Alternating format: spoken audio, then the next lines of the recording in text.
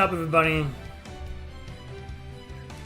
Welcome to yet another damn Q&A. Questions and answers. That's what these live streams are about. You asking questions, me giving you answers.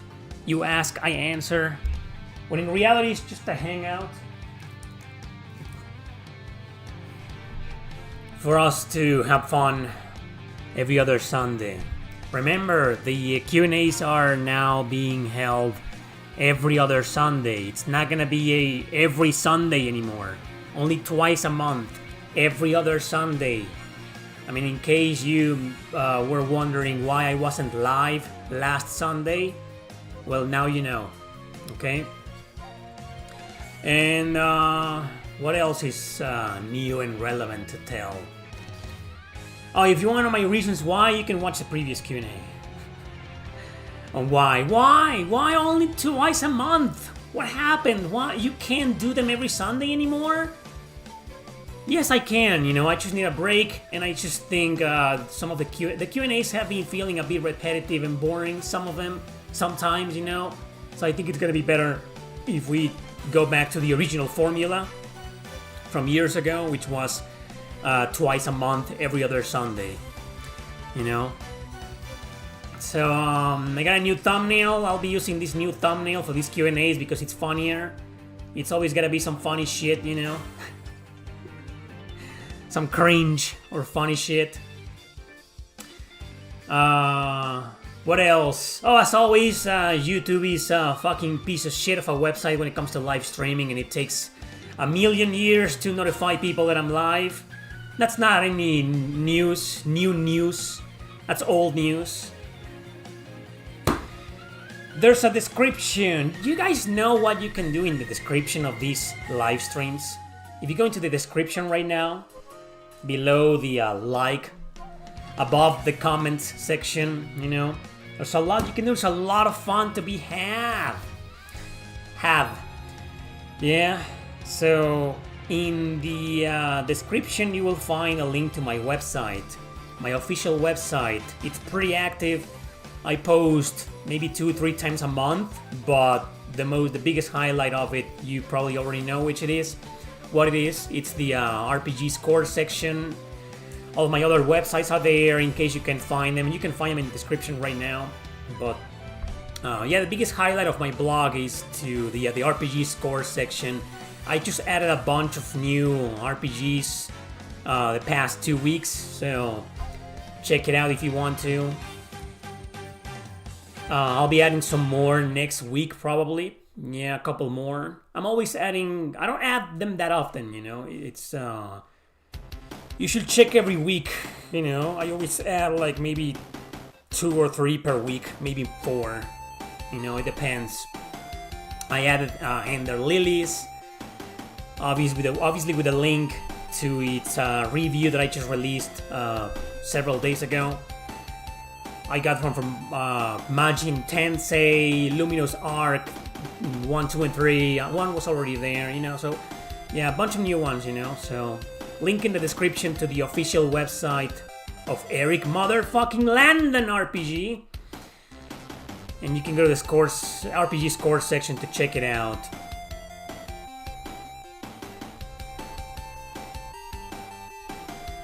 Eric slowly losing his mind with these titles. It's been a theme for the past couple of years. I've been losing my mind. I've been losing my mind since I was born, you know. And so have you. Everybody loses their mind since the moment they're born. You start developing, as the moment you start developing your mind, that's the exact same moment you also start losing it. You get to my age, man. All of you, luckily, will get to my age one day. You'll be 40 years old one day. And then you'll know what's what. Good to you too. I can't even pronounce your name because it's in Japanese, apparently. Permanent insanity? Yeah, since the moment we're born. Deep as fuck. That's why you're here, right? To get this deep, insightful, philosophical intellectual commentary from yours truly. This is the real reason and agenda of the Q&As. It isn't about having fun and answering questions and being silly, you know, and laughing and ranting and getting angry. No, it's about insightful and deep conversations and serious shit, man. When do I say my rant about Ender Lilies? In a little bit. I gotta build up the anger. I'm doing okay. So I haven't done this in a while, you know, I have to, but I'm gonna wait for more people to join. What are we listening to? Fuck is this? Klonoa Heroes? That's a good game. You should check it out. Definitely check it out. Can you guys hear the music? Music alright? I've been having some... YouTube is... Oh my god. This never happens on Twitch. Or... Well, it happens a lot on Patreon. But it happened to me yesterday. Like, I was streaming on Twitch a couple of days ago. I did a live stream on... some really annoying fucking game. I have a rant on that too. You wanna hear my rant on that fucking game? I'll do it. You know, and I play some obscure JRPGs, you know, Shining Force, Growl Lancer in English, and others, you know, a couple of days ago on Twitch, and everything went smoothly, you know, and I didn't change. And the next day, yesterday, I played a game live here on YouTube called Aegis Force, the Korean War on Steam. And for like 8 minutes, nobody could hear the music of the game. They could hear me, just not the music. And I didn't change anything in my streaming software. Nothing! So who's to blame for that? I didn't change anything. Nothing whatsoever. All I did was change from Twitch to YouTube. You gotta do that. Otherwise, you stream accidentally on Twitch. So that's all I did, and all of a sudden, people couldn't hear anything. I had to add, you know, the audio capture fucking thing here that I have right now. Otherwise, people can't hear shit, you know. What the fuck, YouTube? That's my first rant. A calm, short rant. Bigger rants coming soon. Today. Is there any Mexican game studio? What? What kind of question is that? Of course there are. There are game studios all around the world nowadays, dude. Everybody makes video games nowadays. And everybody's a YouTuber, and a TikToker, and an Instagrammer. What are the names for people who do that, you know? People who do YouTube were called YouTubers. But what are there any, like, slangs for, like, people on TikTok or Instagram? Are they called TikTokers? Or Instagrammers? Or Twitchers? Or it's like Twitch streamer? Nah, there needs to be some kind of like slang shit, you know, like Twitcher. I'm a Twitcher, an Instagrammer, a TikToker, a YouTuber, a blogger, because my official website is a blog, so a blogger. What else? A Patreoner. Oh, and an author. Do you like speaking English? I don't think at this point it's a matter of liking it or disliking it. You know, it comes naturally to me. I've been speaking English for like 30 years or so. So,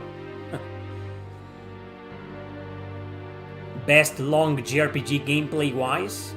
I don't know, man. You can put 7.5 hours to... Is that long enough? 7 hours and a half? Because most JRPGs you can beat in like 5 hours, right? 7.5 hours?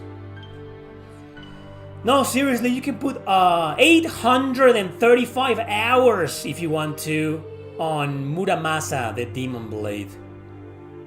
Yeah. Have you played Muramasa, the Demon Blade? Also known as Muramasa Rebirth on the PS Vita? You can put 835 hours. No more than that. I've never seen anybody put in 836 hours. 835 hours. That's the world record nowadays. Somebody put 835 hours into Muramasa the Demon Blade on the Wii. There you go.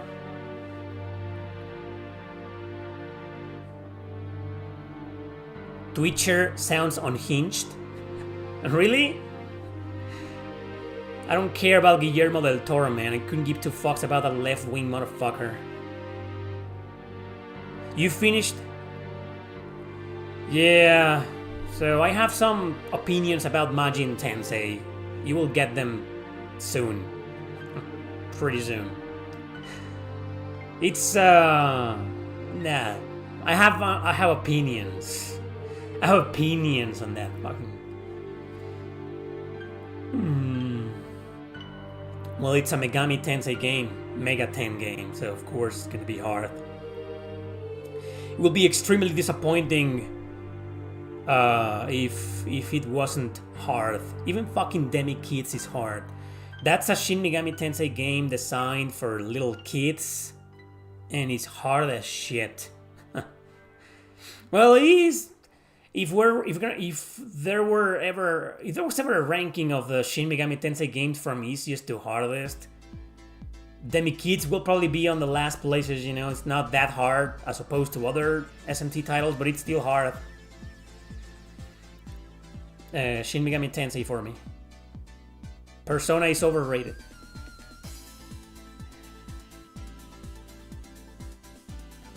Did I ever play the Far East of Eden series? I have played a couple of them.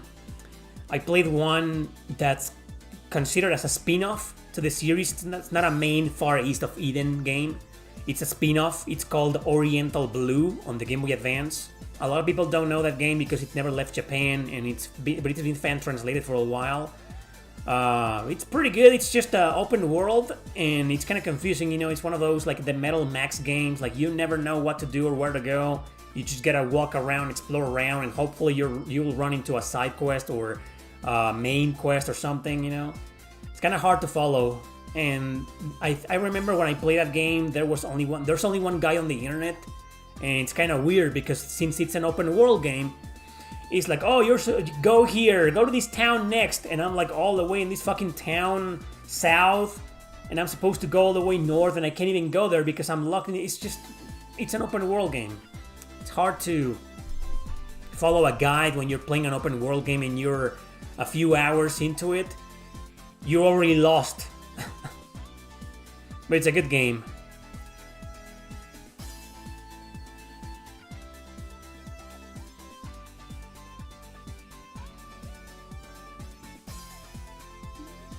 Well, I don't think the other Far East of Eden games. Well, I remember playing one. I just don't remember its name. But that was ages ago. You know, Far East of Eden. And I think there's also a fighting game based on the series. I haven't played it. Maybe I will one day.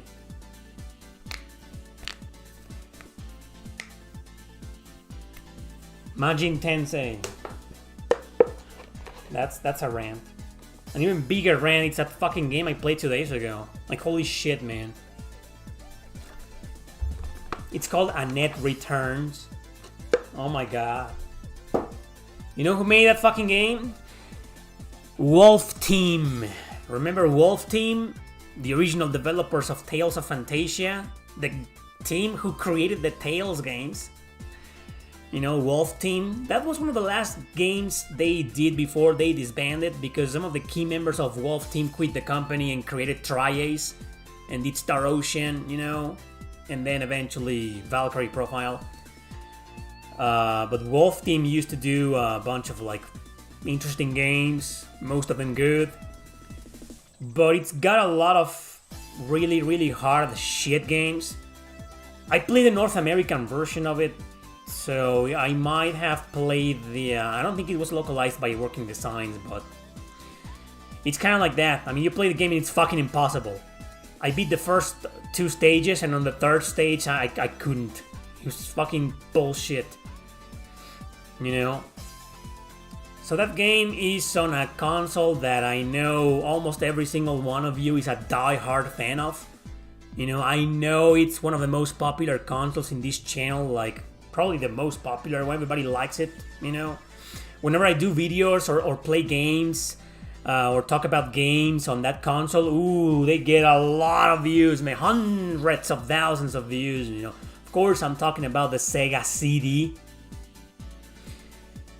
And I know for a fact, you know, now that I've mentioned the game and the history and that Wolf Team made it, and now that I've said that it's on the Sega CD, I know every single one of you is gonna go right now and download it and play it because the Sega CD, you know, I know everybody gives a fuck about the Sega CD. Everybody loves it. I've never done a video or played a game on the Sega CD and that failed, you know, never. It's my most successful console here. PS2, Switch, PSP, Sega CD. Right? So should I continue with the rant? Because it's the Sega CD and everybody gives shit, right? Yeah, nobody fucking cares. You dropped SMT5. I have not played the upgraded version. Why are you asking me that? Didn't you watch the video from 2 days ago? I highlighted the part where I said I haven't played Vengeance. Why do people dislike Tales of Zestiria so much? There's like 20 plus videos where I've covered that. Did you mind checking this game called Demon Bride? People, okay. You're usually trolling, so no. I'll answer the truth about why people hate Tales of Zestiria. You will find a lot of bullshit in my videos and bullshit in the internet. There's only one reason why people hate that game so much. It's because of fucking Mikleo. That fucking piece of shit, man. He ruins the game. That's the whole reason. Take that guy out of the game and Zestiria will be a masterpiece. The best Tales game ever made. Everybody will love the game. It will be a holy grail nowadays. It will be so rare. Everybody will be buying it. Everybody will be adoring the game and spreading their love of it. If Mikleo was out of the fucking game, he ruins the game. That's the real reason. It's time for people to admit the truth. Okay, it's not because the battle system is very convoluted and bad, no. It's mediocre, poorly implemented open world mechanics, no. Sorey is a generic protagonist, no. Oh, the Alicia controversy. They told us Alicia was gonna be the main character and it turns out she wasn't, you know. Bullshit. It's Mikleo. Everybody hates Tales of Zestiria because of that fucking imbecile. Fuck that guy. Fuck that fucking character, piece of shit. Suck my fucking dick, stupid ass motherfucker. That's the reason why. Now you know. So when you go out on the internet, you know, and see other people talking about it, now you can, hey guys, I just learned the truth from Eric Landon. I'm here to share it with you. Spread the word. It's time for people to know. This is the reason, some of these questions are the reason why the Q&As are back to being only twice a month, by the way. Just something to keep in mind.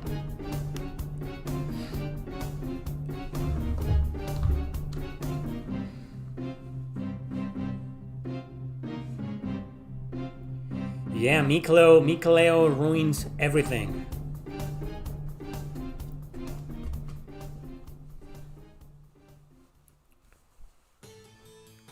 I feel like sometimes there should be like some kind of disclaimer in the Q&As.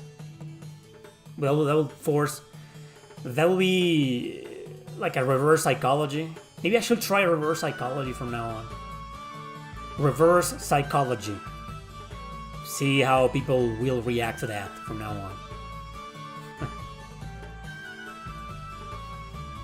Anyway. Suikoden music. Did you watch my comparative review? I did a review in March. It's called the Suikoden Remasters versus the Originals. It's a comparative review. Pretty interesting. Konami didn't like it, you know. So the video was kind of a failure. And YouTube didn't like it because Konami called YouTube and said, hey, this video, no, I'm offended by it, so it's politically incorrect. It's offending me. I'm hurt by it. It's disrespectful, so here's some money so you can shadow ban the video, or don't recommend the video, please. I need to sell my fucking games, man. And YouTube was like, I don't need your money.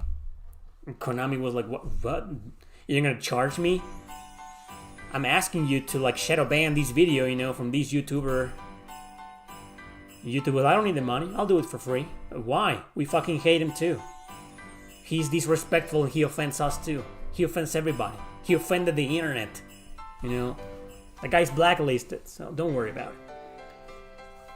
But you guys can watch the video. I'm sure it won't offend you. Ranking the Suikoden soundtracks, or just the best ones.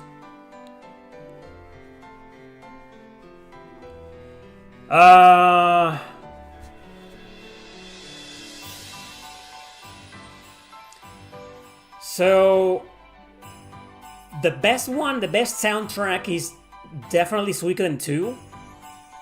I mean, I'm a die-hard fan of the Suikoden series. Hopefully my opinion will have some weight. But after listening to the soundtracks of all games, because I played every single one of them, even the card stories, whatever, on the Game Boy Advance, I even played that shit. I even played the pachinko machines. I played everything Suikoden related, you know. I took a plane to Japan, and a few days ago, you know, I just took one way, you know. In fact, I'm in Japan right now. And I played every single pachinko machine that I could find on Suikoden. I was gonna do a video about it, but since Konami hates me, you know, I'm not gonna advertise their fucking pachinko machines. So I played a lot of them. I went to their casinos, you know, to their gyms. They even have these machines on their gyms, you know, and I played the shit out of every single one of them. I could easily do a ranking, every Suikoden pachinko machine from worst to best, but nah. Maybe some other day. So I played the pachinko machine, so I played everything Suikoden. So ranking all the soundtracks from worst to... Oh, you just want the ranking of the 5 main titles? Let's just stick to that, you know.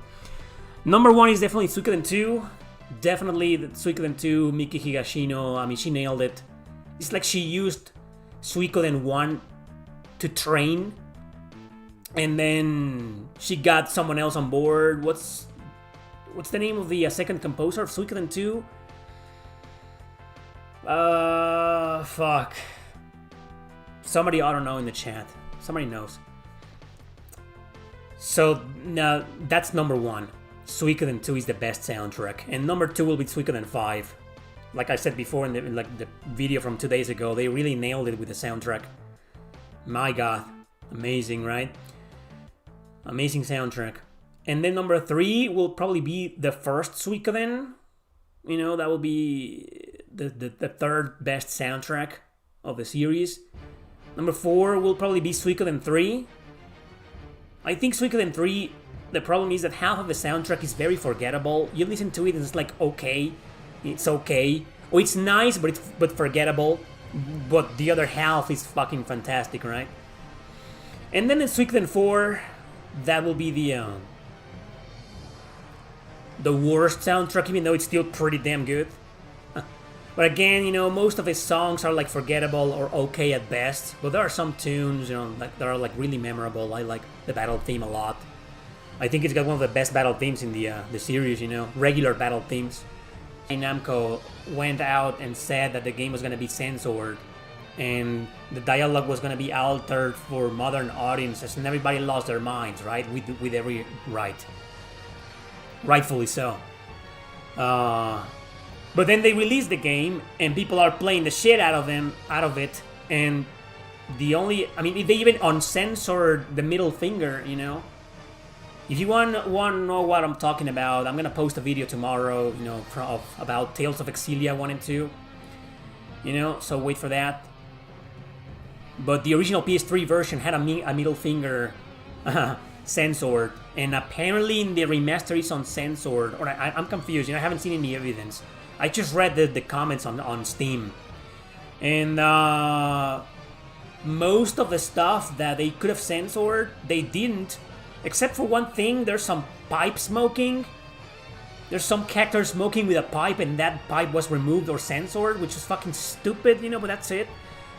But, you know, all of the sexiness of the game still there. Like Pressa, she's still sexy as hell and not a single inch of her is censored. Same with Mila Maxwell. I think I saw some people saying that some of the rare upskirts you can do are not censored. So, I don't know. Like, I'm not vouching for the game, okay?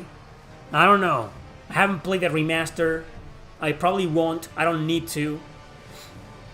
But from what I've heard, there's close to zero censorship or woke agenda alterations in the game. But I don't know.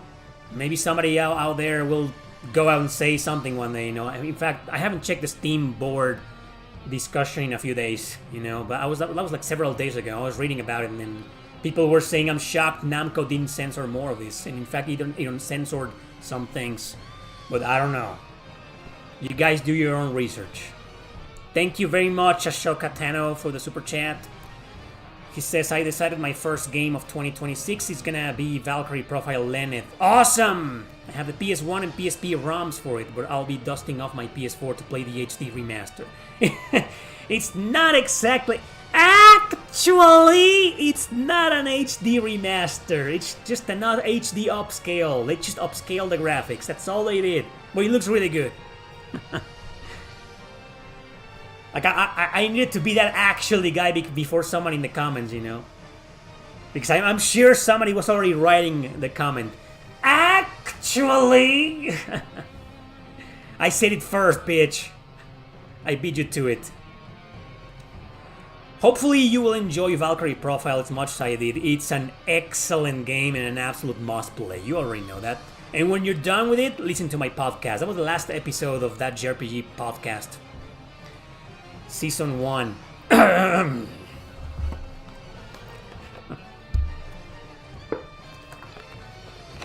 So, Keiko Fukami, thank you, Alex Tokash. That's the second composer of the Suikoden 2 soundtrack.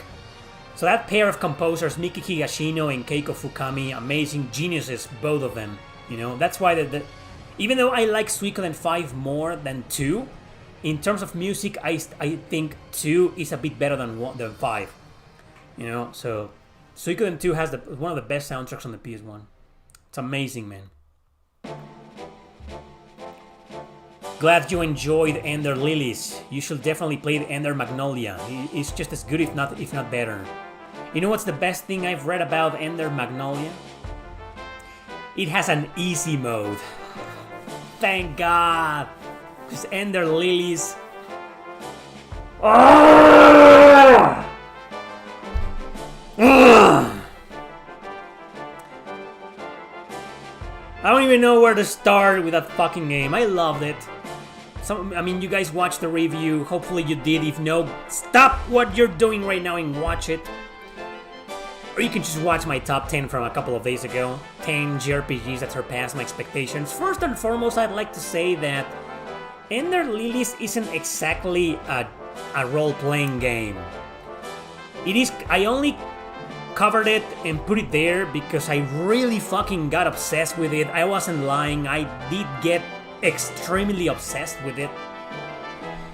And the second reason is because it is considered as such, even though it probably shouldn't. You know, because there's no towns, there's no NPC interaction, there's no skill tree, the equipment system is just a bunch of accessories. The leveling system is only about increasing your attack power. I mean, you get the idea. And it's a game where you can't grind your way through. I mean, you can grind and it helps. It does help grinding in the game, but not by that much, so... I don't know, take Ender Lilies and compare it to Symphony of the Night, and it's the same, you know? If Ender Lilies is a JRPG, then so is Symphony of the Night. That should be the logic. So I just want to clarify that, but... I needed to talk about it. You know, I really desperately needed to talk about it. When I first played the game, I was like... So here's my story. I knew that some of you had recommended the game to me before because I'm such a big fan of Redemption Reapers. In the same studio that developed it. So some of you were like, hey, you gotta play this game, you're gonna love it, you know? And I was like, man, that's a Metroidvania and also a Souls-like. So I was like, no, I'm not playing that, man, no. But then I was like, I couldn't resist, right? I saw screenshots of the game, it looked dark as fuck, you know? It looked like edgy and I don't know, I couldn't resist, man. I was like, man, just out of curiosity, I'll just play it, you know? So I got it. Got the ROM and I played it in only 30 minutes. Not even that. No, forget about that. Like 10 minutes. 10 minutes was more than enough for me to say, holy shit. Like, this is awesome, right? And I couldn't stop playing. I couldn't put the controller down. I got to the first boss, hard as shit. I grinded, beat the boss, and then got to the second boss, did the same, did some grinding, you know, beat it. And then by the time I got to the third boss, I also beat it, you know. I got to this Olf guy. I showed it in the review. That fucking guy. This fucking guy. This Should I show it to you? How do you... I don't even remember how to... Never mind. Well, that fucking guy. You know what I'm talking about. That fucking guy. Legendary. It's one of the most infamous bosses in Ender Lilies. Because he's such a pain in the ass to learn how to defeat. And it took me like 20 tries. So I got to that and it was fucking... It's such a brutal game, man. It's a brutally fucking hard as shit game. And it's just the beginning. I mean, you think it's gonna be just a difficulty spike. No, and every boss after that guy is just as ridiculous. There was this Julius guy, this Captain Julius. That guy was even harder. And then there was this fucking huge monsters fucking thing, you know. I'm not gonna spoil the name of the boss. And that was also like a rage quit moment. I was like, fuck this. Fuck this. Do you have any fucking idea how close I was? I mean, I rage quit in the game like three times. First with Olv. Because when I got defeated for the 20th time by Olv, I was like, I'm done. I'm done. You know, I said to myself, I just downloaded this game. I just play this fucking game out of curiosity. My curiosity has been satisfied. I'm done with it. It's way too fucking hard for me. It's too fucking hard. It's not a bad game. It's not bad design. You know, it's not cheap bosses. Well, they're kind of cheap. You know, but no. It's like I suck at this game. I suck at these types of super hardcore games. You know, especially if they're action, either turn-based or strategy. I can handle it. But action, I'm always like. Give me an easy mode. No easy mode? Fuck it. I'm not gonna code vein this game again. I'm using code vein as a verb because that game has no difficulty settings and I beat it. And I went through the exact same experience, you know, years ago, 5-6 years ago. Like, fuck it. You know, rage quitting that game like 2-3 times. But the game is so fucking good. And so is Ender Lilies, you know, so I couldn't stop thinking about it. I was like, I'll just move on to a different game. And I was playing another game and every time that I sat down to play that other game, I couldn't stop thinking about Ender Lilies. I was like, man, I have to go back to it. I have to find a way to beat that guy. And that's exactly what I did. 2 days later, I went back to it.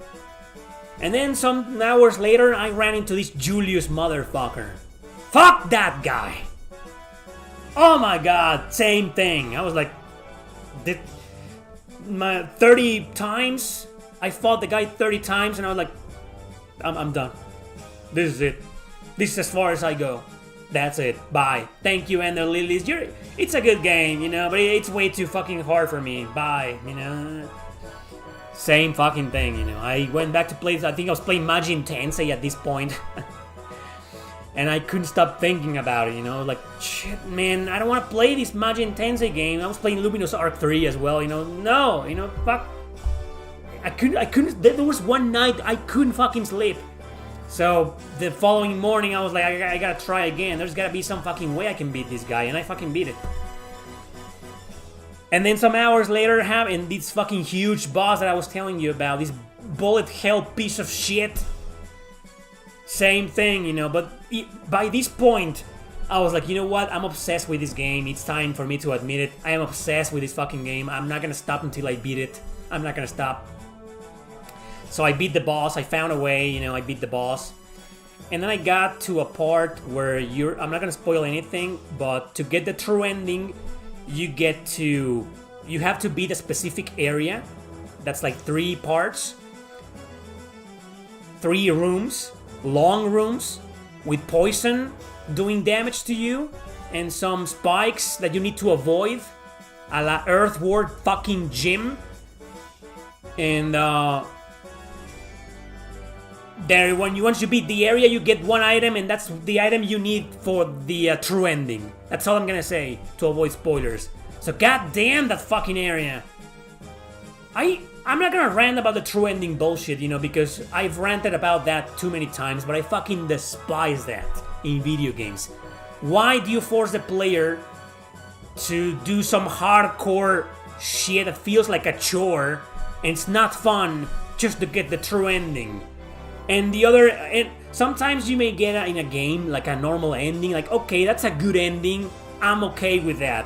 But no, Ender Lilies is one of those games, you don't get the true ending, it's the worst fucking ending you can think of, like the fucking it's bullshit, it's bad. All the other endings are like, no, this is bad, this is some fucking bad shit, and it makes you feel like shit. It guilts you into getting the true ending, you know. That's what the game did to me, so there I go, like a fucking idiot, you know, but I need to do some extra stuff. I was like, man, I'm not gonna survive this area. I need to increase the HP, find a gazillion amulets, find these fucking thing, do this, do that, fuck this. So that was my 3rd time. That was like, I fucked this game, you know, I'm not gonna beat it, you know. And I fought the final boss before that area, and I couldn't defeat the final boss because I was just too weak. And I was level 100, and there's a limit cap. What level 100 is the limit cap, and I couldn't go any higher, so I was like, fuck this, you know. Same fucking thing. Like 1 or 2 days later, I was like, I'm obsessed with it. I can't let this little girl die. I mean, she's the only girl of her kind. She's mute. She's so fucking small. And she's putting, I don't know. She won me over. She appeared in my head and say, Eric, you're gonna let me die and rot in this fucking place? And no. I couldn't. So I beat the fucking game. I found a gazillion HP amulets, chains of sorcery to increase my relic slots to equip more, and you know what happened after I did all of that? That area was easy as shit. And the final boss, the first form, was also easy as shit. Second form was hard. But then I beat the game and I was screamed. I was like, fuck, I should have done it live, you know. That's a game I should have beat live. Because goddamn, I beat the game, I got my true ending, and now I'm satisfied. Now I'm a huge die-hard fan of the game. Now I want a physical edition, but then the physical edition is fucking like 50 or 60 bucks. Only play Asia with English subs. That's a story. That's a rant for another time. That's my rant on Ender Lilies. I fucking love it. I think it's a masterpiece. I think everybody should play it, but just keep in mind the game has no easy mode. It's super brutal. It's the hardest. It's not the hardest action game or Metroidvania RPG I've played. It's the hardest I've beaten. I played others that are far harder. Bloodborne is harder than Ender Lilies. I never beat Bloodborne because god damn it, you know. But the hardest JRPG, action RPG I've beaten is Ender Lilies. But yeah, it's not really an RPG. So yeah, looking forward to Ender Magnolia with an easy mode. And I'm pretty sure the easy mode is gonna be just this unforgivable. Like, it's gonna be a joke. It's gonna be so fucking hard. But I need a break. I'm playing some other stuff right now. I'm playing Grow Lancer on the PSP, on PS1. Finally, English translated, you know. So I'm playing that, and I'll play Ender Magnolia at some point. I'll let you know. That's it. I'm sorry, guys. I needed to get that off my chest. I missed like 10 million questions. Back to your goddamn questions. Eric, so is Nasty Zero still watching? I can answer your question if you want to. You want to try playing Valkyrie Profile 2 before Valkyrie 1. That's exactly what I did. You shouldn't, because you're gonna get a lot of spoilers. And some of the plot twists of Valkyrie Profile 1 are not gonna be that interesting anymore if you play 2 before it. So up to you.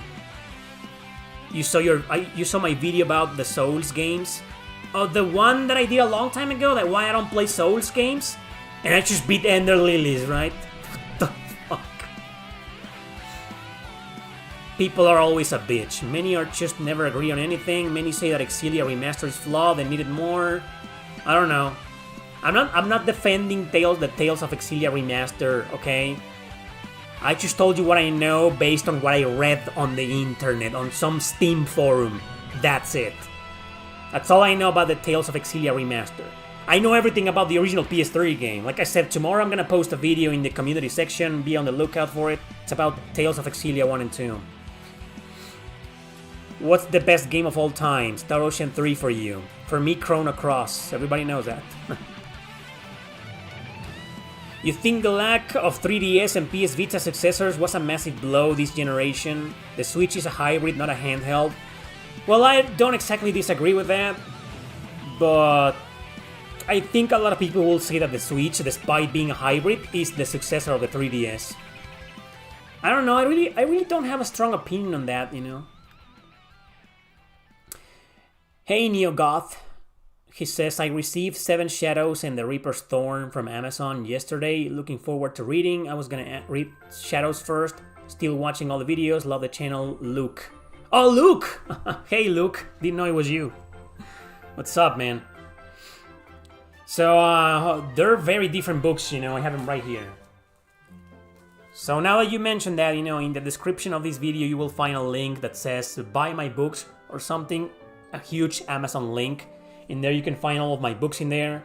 So I have them all right here and I wanted to show them to you guys. So there's Nick's Inferno. This is a horror, extremely politically incorrect, offensive as fuck. Super gorish and violent. An angry as shit book. It was originally released in 2 volumes in Spanish over 10 years ago, you know.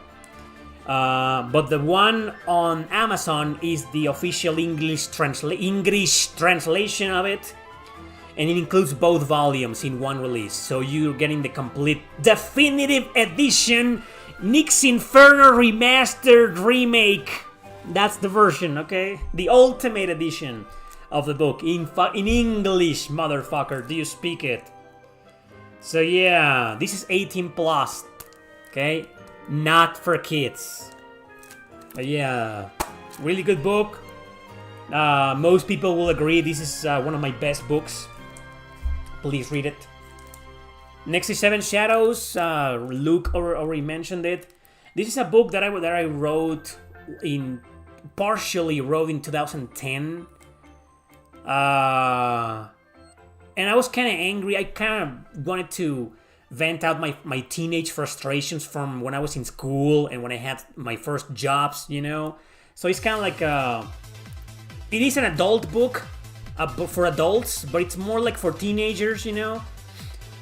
Older people, like 40-year-olds like me, will probably not enjoy that much or won't relate to the character that much, you know? But this is one of my most successful books in here in Mexico, and a lot of 14, 15-year-old teenagers bought it and fucking loved it. Because it's basically aimed at them. Even though the protagonist, Alice, that beautiful woman you see there, she's like in her mid-20s, you know? But yeah, good book. It's a short book, you know? I think it's like $6 on Amazon. Reaper's Thorn, it's the other one Luke mentioned. This is another great book. This is my masterpiece. Mixing historical facts with fiction based on the 19th century. It's a gothic book, horror book, but there's also a lot of philosophical stuff, a lot of intellectual, deep as fuck stuff. And it's based on from my time when I was living in England. I did a lot of research when I was living there. It also takes place in Mexico and Germany. The protagonist, Darius, travels all around the world, you know. So, it's probably not gonna be for everybody because it's super long, you know. But if you read two long as shit books, yeah. The Reaper's Thorn. This is my latest book, the one that I wrote like 7 years ago. I haven't written any new books yet. And then we got the classic ones that are inspired by Suikoden and Fire Emblem, especially Fire Emblem. And you guys know these already. These are the oldest, some of the oldest books. Terra Gaiden and the Revenant Army. This is the Spanish edition, but it's also in English on Amazon. So you will find a link to all of my books in the description. If you want to buy them, you can buy them digital for like $3, I think, $3 US. Maybe less or maybe more depending on your country, you know. And you can find some physical editions of them, you know. They're a bit pricey because fucking Amazon, of course, they gotta make money. They gotta make more money than me, you know, poor guys. So Amazon, but I think the physical editions are only limited to certain countries because fucking Amazon, you know. They don't like you. You are from Timbuktu? Well, sucks to be you, man. Amazon doesn't like you. But if you can find them physical, then they're collectible.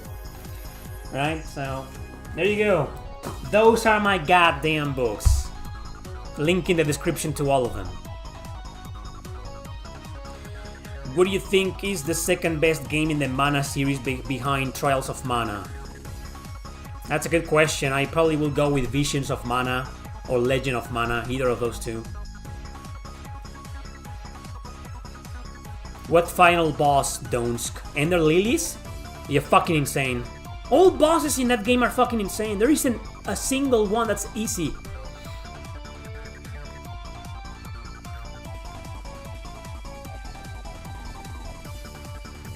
Eric, check your PayPal. I don't really like super chatting as YouTube sucks too much of your money. Thank you, Alex. I really appreciate that.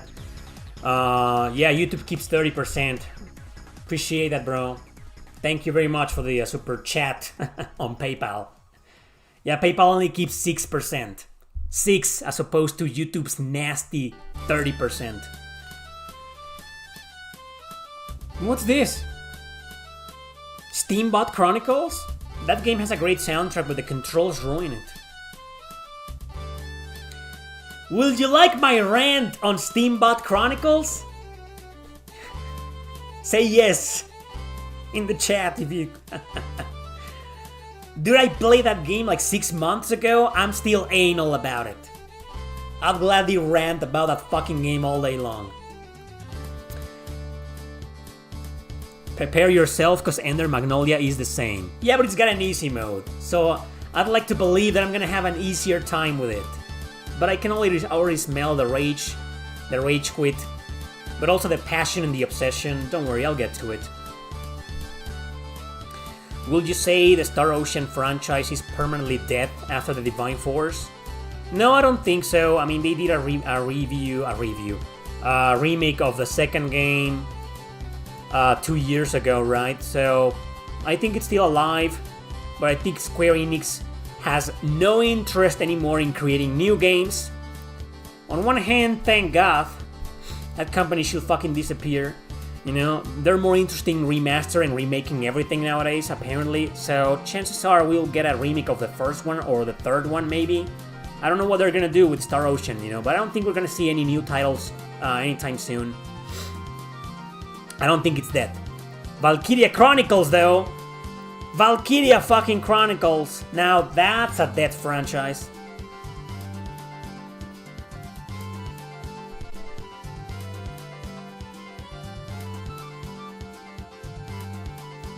How is Grow Lancer 1 on PS1? Early thoughts. You will have my full thoughts on a video possibly coming out next Friday. Okay? My full review of it. But the one thing that I want to say is that I don't understand why they bothered translating the PS1 version when they could have just as easily translated the PSP version, which is the superior version of it. But you can't look a gift horse in the mouth. Ungrateful. There's a translation finally after 20 fucking years. What the fuck happened to the music? What? Anyway.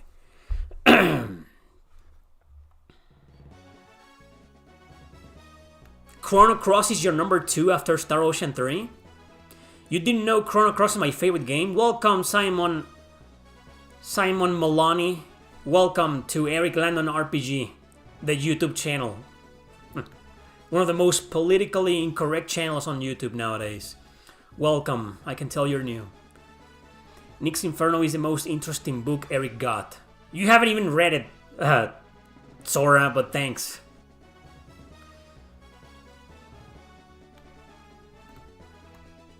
Will you ever do a collaboration to create a new book? What do you mean a collaboration? Like write the book with somebody else? Probably not. I'm a control freak when it comes to my stories and my characters and my books, you know. Hardcore control freak, man. I'm so fucking hardcore, you know. I have never gone, I think I've gone to like 2 or 3 publishers in the past. I felt like shit, you know. I can't stand the idea of somebody else telling me, hey, change this, change that, you know. You should create your own book company called Landon's. Do you think of age demographics a lot? No, never. Do you think that something like Lord of the Rings needed to fit an audience? No. I don't really think about my demographics. I know here on YouTube, most of the people who watch me are between 25 and 35 years old. Or more likely 25 and 45. That's my main audience, you know. I'm okay with that. I wish he was a little bit older because 20-something-year-olds get offended very easily. Even people in their early 30s are like the same, you know. You say whatever, you know. Like I insulted Guillermo del Toro like an hour ago and a lot of people left. You see, it's just like, oh my god. I wish my demographics were like fucking people from 57 years old and older. And when it comes to country of origin, I know for a fact USA is like my 30%, and then there's like Canada, UK, Mexico even, Philippines, Indonesia, Brazil, but all of those countries hold like 5% each. USA is like my 30%. But like when it comes to making videos, you know, and producing content, no, I don't give a shit about the demographics. Do you like QTE heavy turn-based battle systems like one in Expedition 33, Sugunai Atonement, Magna Carta, and Shadow Hearts? I never thought I would see somebody putting all of those games together in one sentence. It's really a future for turn-based RPGs. Like, okay. You're talking about timed, right? I don't know what QTE stands for, but I think I know what you mean. Like Shadow Hearts has you gotta click on the right time. Same with Magna Carta. Same with Clear Obscure. I don't think it's the future though, but I like it. Yes, to answer your question, I like it. Happy 40th year. Thank you, Eka. Do you think Grandia could ever have a new game, or should I just keep on dreaming? Keep on dreaming. Thank you, Zadrith. Thank you again, Ashoka Tano. He says, surprised they didn't censor the costumes in Tales of Exilia Remaster. I have to check beforehand since I was gonna buy the remaster until I heard they toned down the costumes, especially the bikinis. Apparently they didn't. From what I've read. Don't ask me questions about the Tales of Exilia Remaster. I told you what I know. And what I know is what I read on the Steam discussion forum. That's all I know. You guys probably know more about it than I do. You know, don't trust my opinion, you know. How about being adult in there feeling like? Is it really that different? Nah. You're not actually, Simon isn't new. You're not new. You've been watching me for years and you didn't know Chrono Cross was my favorite game?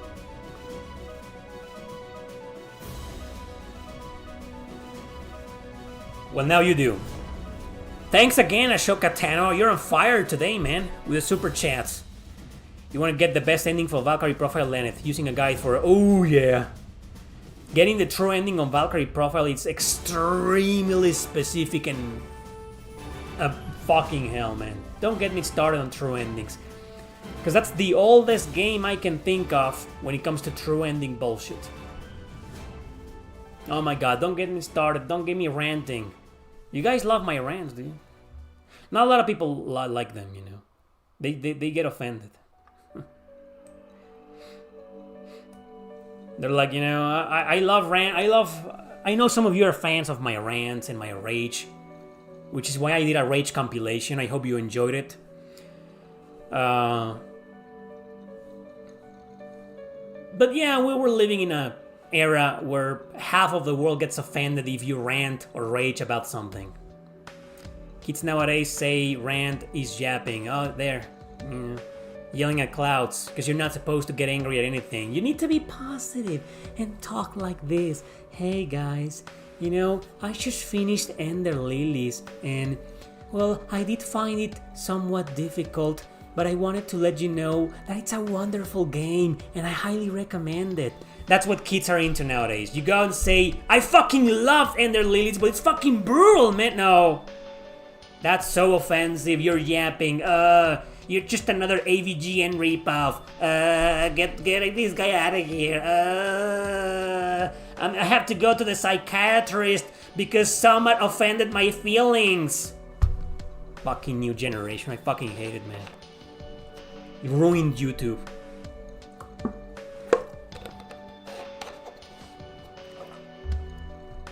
Oh, thank you, Luis. Luisu. Luisu! Thank you very much.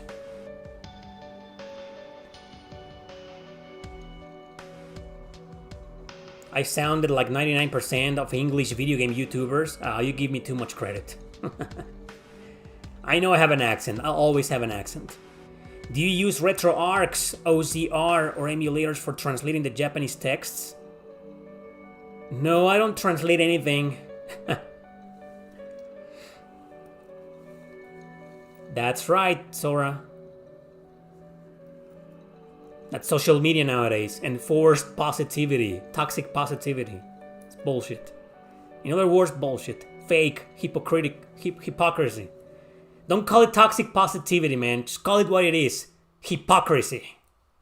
Have you played Shan Yuan Sword Mists of the Three Mountains?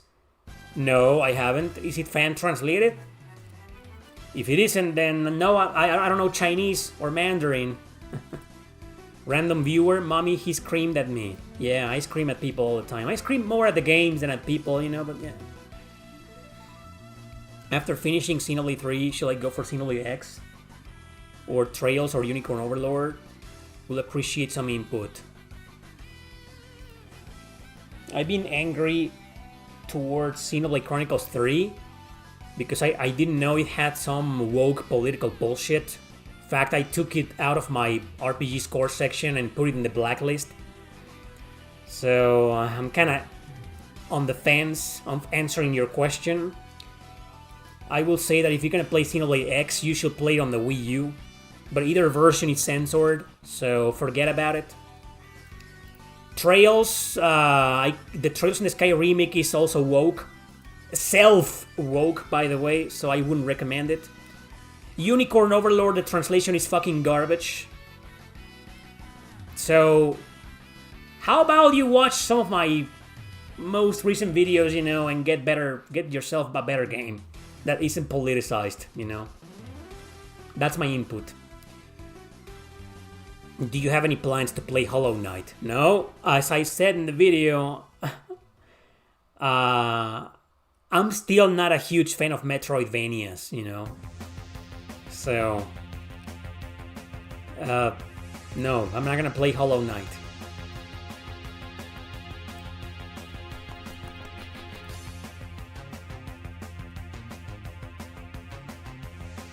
You didn't like the Star Ocean remake? The remake of the second story or the remaster of First Departure? Oh, Shan Sword Mists of the Three Mountains is officially translated on Switch, so it's an official release? Nah. What's the name of it?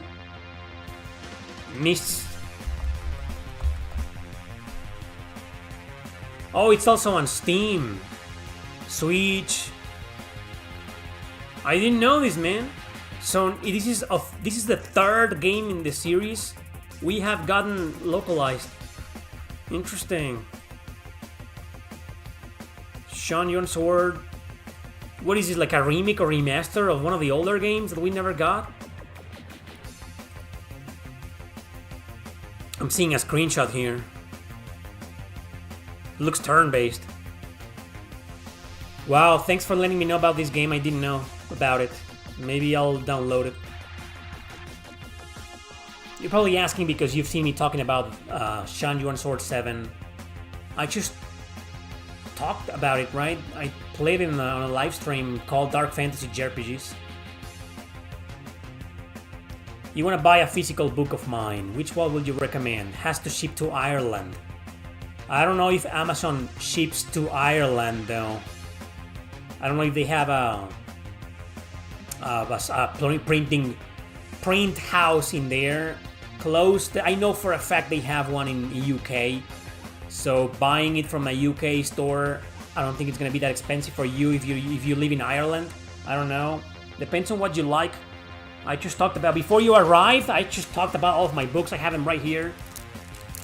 Gothic, philosophical, drama, edgy, teenage edginess, hatred, killing, hardcore gore, horror, apocalyptic, sexy girls, beautiful girls. That's the best one. Buy this one, man. Terra Gaiden inspired by Suikoden and Fire Emblem. The Revenant Army, same thing. Both have some dark fantasy stuff to them. So really up to you, whatever you feel like reading right now. I write different genres. The only common denominator my books have, I guess, is like dark fantasy or adult-oriented plots, you know? Well, they're all edgy. Like me. So depends on what you want to read right now. You get this psychological one. You get the okay, so this is the psychological one. Nick's Inferno. Link in the description.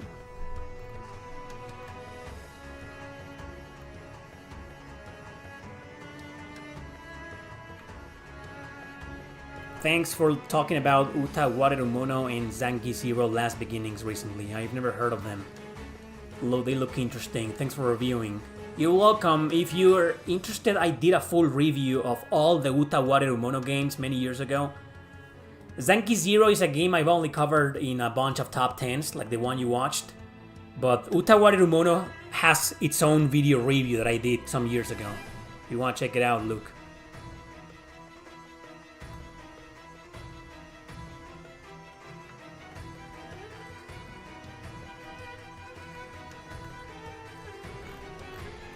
Okay, so Shan Sword is a Mists of the Mountain or whatever, is a remaster of the third game. Okay. Which means it's probably censored. Oh, philosophical! Oh, then you want the Reaper's Thorn. It's historic facts and fiction at the same time. Takes place in the 19th century. It's a bit horror too. I love this book. It's my favorite book that I've ever written, alongside Nick's Inferno. So yeah, get that. You love Dreamcast graphics. Actually, me too. I think the Dreamcast was the best in terms of graphics of its generation. Best graphics as opposed to GameCube, PS2, Xbox, Dreamcast. Games look better for some reason. Uta Warerumono sounds very interesting. Yeah, just keep in mind it's a visual novel. You'll be reading a lot But it's very worth playing, very worth sitting through all of that silly dialogue. Battle system is great, you know. Pretty good game. Inti Creates. Inti Creates just released a trailer of a new game. I forget the name. But it looked very sexy. And I was like, oh, PlayStation isn't censoring this? Neither is Nintendo? Now I'm interested. It looked like their usual 2D hack and slash stuff, but this one looks cooler than the other ones, you know? I forget the name. You probably know what I'm talking about, right? Oh my god. Thank you again, Ashoka.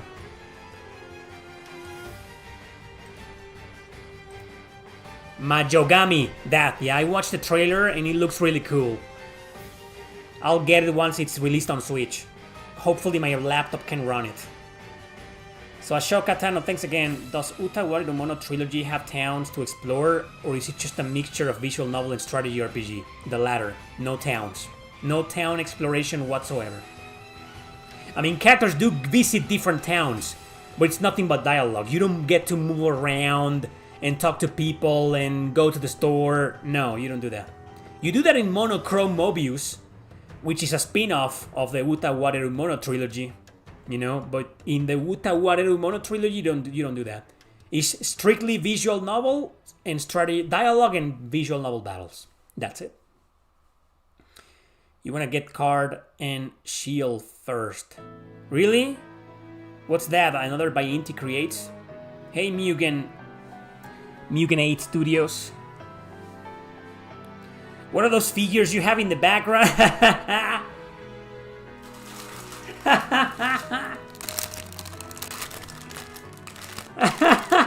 Thanks for asking. It's basically Dragon Ball bootleg characters they sell at like really far away and distant flea markets for like $1 or $2, you know? My mom got this for me as a meme on my birthday. Yeah, exactly, Gaming Odyssey. I laughed so hard. She was like, hey, happy birthday! Best birthday gift ever. Look at this shit, man. Can you guys see this? I'm not opening this. They don't look that bad, you know. You got Frieza in there and young Goku. This is maqueta decorada. This is a copyright infringement. The people who made this is illegal, man. It's fucking illegal. Thanks for asking, man. That's a meme. Dragon Ball. Dragon Ball Zeta! Zeta, yeah, Zeta!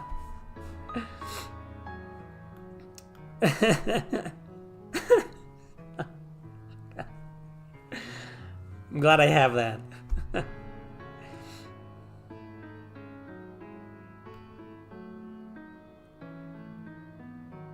Melodic metal? Bootleg products.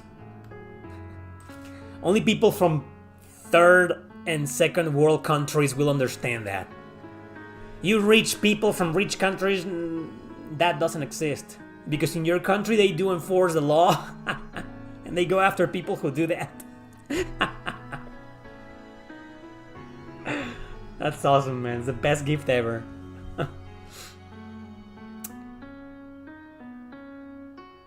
Amazon ships your books directly to Ireland? Hey, that's cool, that's cool.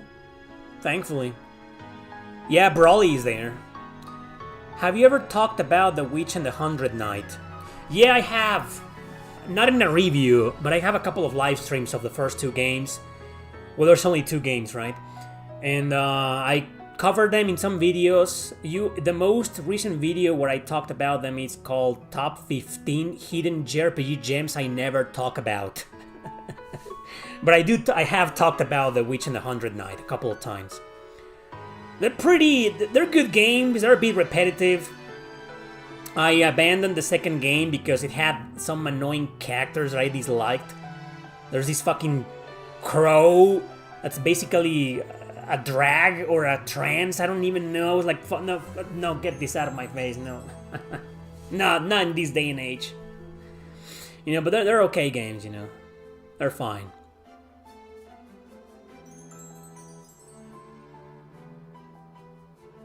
It's not illegal because it's Dragon Ball.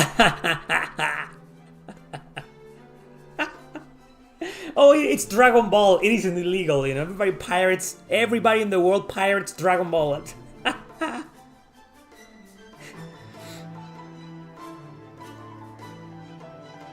I don't really collect toys, you know. You've seen my collection. I mean, I only have like 5, you know. I don't really collect action figures. I'm not into those. But there are some really good looking. Have you seen the Atelier Ryza figures? Oh my god. They sell that on Amazon. What are your thoughts about the protests organized by Gen Z in countries like Nigeria and Peru? I think Mexico will have some Gen Z protests against the government too. Well, I don't know. I don't really keep up with that, man.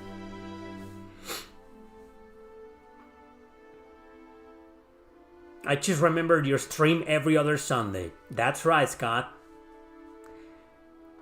Every PS3 JRPG rank list. They are in it.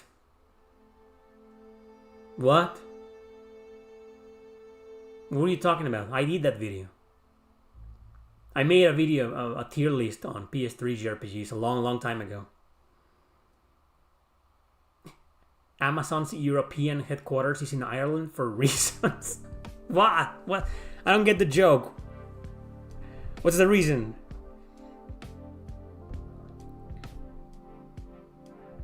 Labyrinth of Refrain and Galeria are part of the Witch and the 100 Nights series. They talk about the same things in some parts. Oh, really? I didn't know that. They know they were part of the same universe. There's a lot of lesbian bullshit in those games. In all of them. Can you sort your Q&A playlists from new to old? Because it's getting very long to scroll down. I could do that with one click, actually. YouTube lets you do that with one click. It's so easy to do that. I could do that at any time, but I don't know how other people feel about it. Does anybody agree, you know, with that? Yeah, I could do that, you know. Witch and the 100 Night games are on that list too. That's what I meant. Oh, okay. Oh, you have the lowest corporate tax in Ireland. That's why Amazon headquarters are there. Fucking guys. Oh, great music. What do you think of games that are mostly cinematics? You mean like modern AAA games? You know I don't really play those anymore.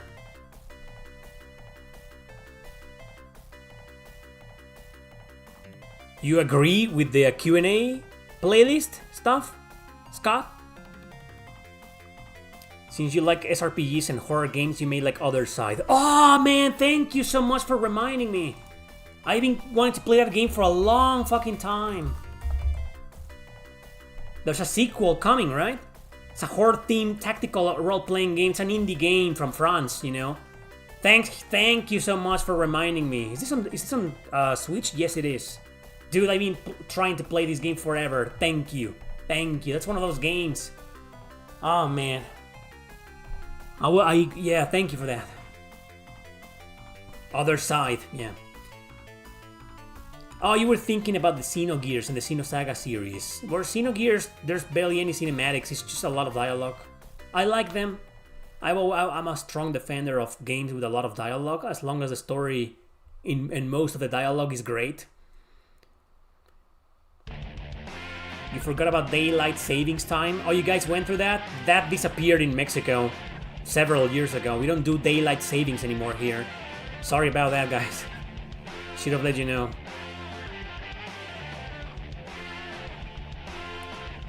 Hang on tight, because it is challenging and she's able. Other Side? I don't care, I'll play it. Demon Bribe.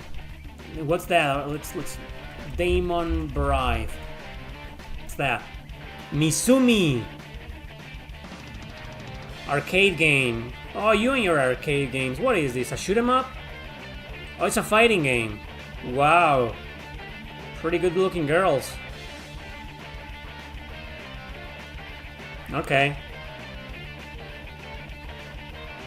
It's a fighting game, alright. That looks interesting. Thanks for letting me know about it.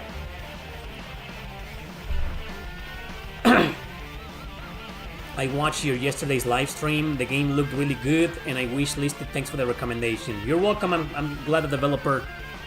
I'm sure the developer will be glad. Was.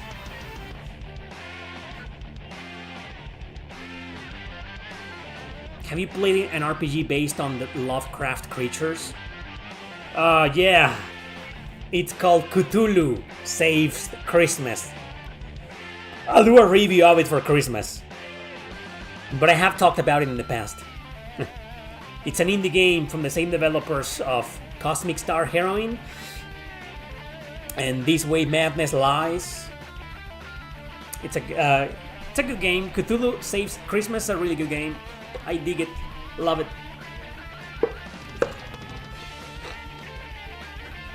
I was trying to learn this song on the guitar the other day. I failed miserably. Not that hard. It's just a scale.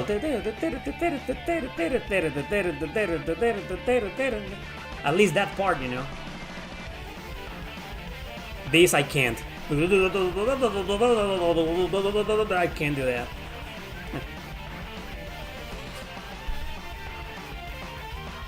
Oh, I smell it. I am smelling it. My chat's about to crash. No? Thanks again for the super chat, Ashoka. I hope we get an HD remaster of Star Ocean 3.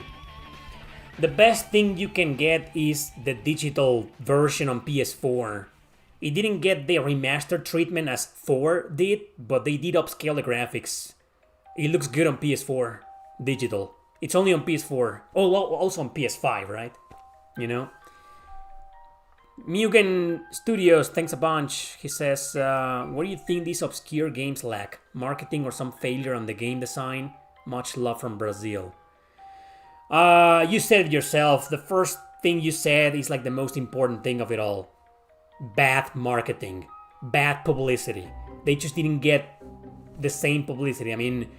And they are usually... Well, back in the day, they used to be published by companies that weren't known. Whenever people think of Atlus nowadays, they think, oh, Atlus, one of the most popular... No. Back in the 90s and 2000s, you know, Atlus was a really obscure company. Nobody fucking knew it, you know? Nowadays, it's really popular because Persona, right? And SMT, but back in the day, nobody fucking knew the company. So, Exceed Games, you know, NIS America, people didn't know those companies. And nowadays, Atlus does a really good job in publicity and marketing, but I think NIS America, leaving the fucking extreme politicized mentality they have nowadays, they still don't do a really good job in advertising stuff, you know? And they also discriminate a lot.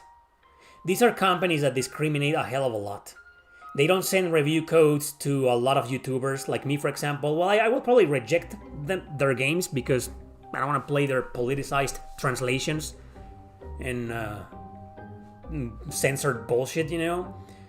But back in the good old days when there wasn't any political bullshit in games, you know, they used to discriminate a lot, you know? They were like, oh, this YouTuber doesn't have... he has a lot of views, but not a lot of subscribers, so fuck that. Dude, and we're reviewing your games for free, right? But I don't want to talk about that. So publicity and marketing is a huge fucking thing. Another thing is because I think, well, you gotta take into consideration that some of these games don't have the biggest budget as opposed to some AAA companies. I mean, if you play something like Grow Lancer against... Oh, and now, there we go. As soon as I said that, it crashed. My chat crashed.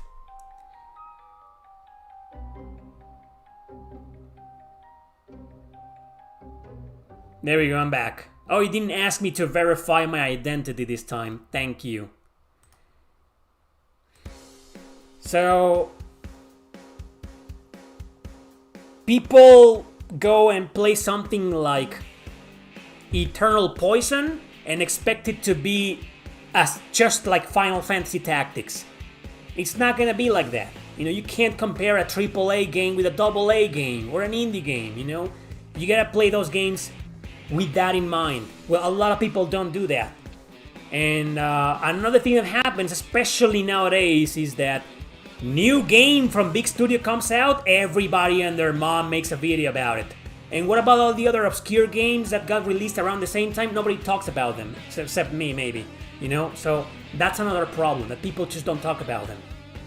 So it's mostly publicity. And also, let's face it, a lot of obscure games are, because of the same reasons, because they don't have the biggest budget, the developers don't manage to create the best gameplay mechanics they can, or the best story, or the best battle system, you know. So most of them always end up falling short to some of the big names out there. That's another issue. But really, you know how I feel. A lot of obscure JRPGs are some of my all-time favorites, and they're far better than some of the AAA games that have been there for decades, you know, some of them. Thanks again, Ashoka Tano. Guillermo del Toro hasn't made a good movie for a long time. The last I watched of that guy was a show called The Strain.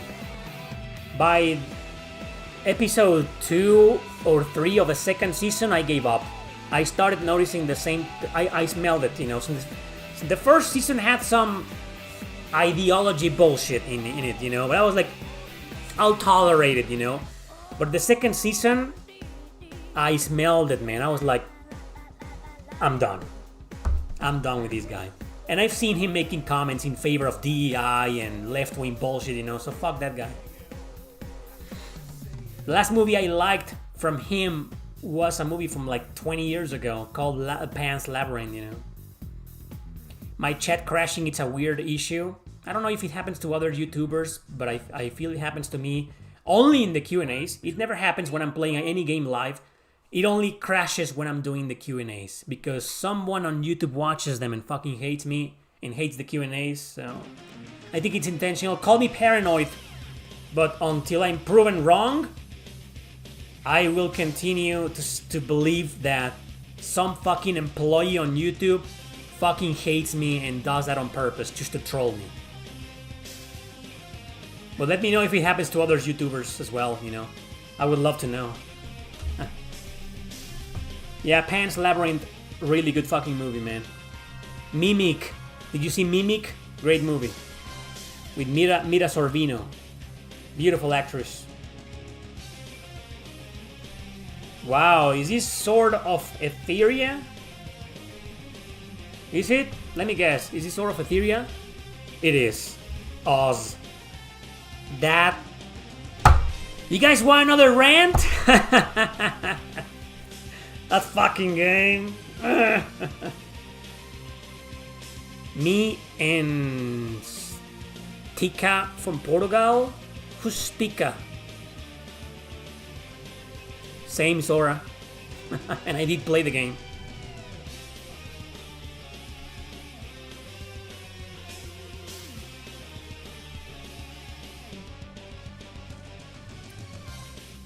Oh, well, SMT2. Yeah, it's a hard as shit game.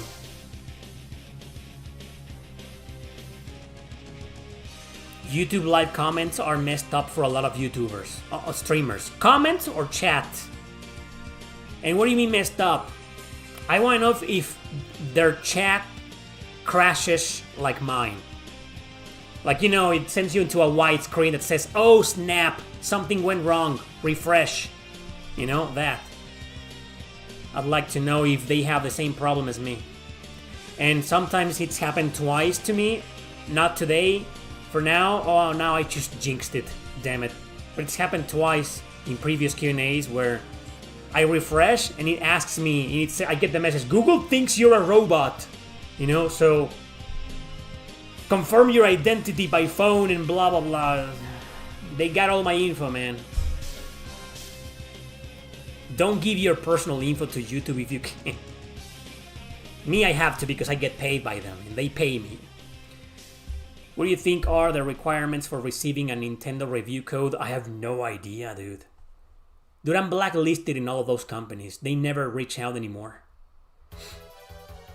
So I don't know what their criteria is nowadays to receive a code. They do they not only discriminate you based on subscribers or views, they also discriminate your political views or anti-political views, you know, your views in general, you know. There's a lot of discrimination for that. That's what happened to me with Atlus. You know the story. Have you ever heard of the band Helloween? Yeah, come on, classic band from the 80s, yeah. Heavy metal band. Of course I know of it. I wouldn't call myself a fan, you know, but I know the band, of course. Yeah. I know a lot of bands. I've said this before, but I could easily make a music channel focused on obscure bands. Not that Helloween is an obscure band, but yeah, I could do the same. I'm just as knowledgeable. But I never did, and I never will, because of two reasons. One, because this fucking platform hates me and wants me out. And the second reason is because, damn, music channels get a lot of copyright claims and content ID claims. There's a lot, there's far worse. If you think it's bad for gaming channels, no, it's way, way worse for music channels. And I don't want to deal with that.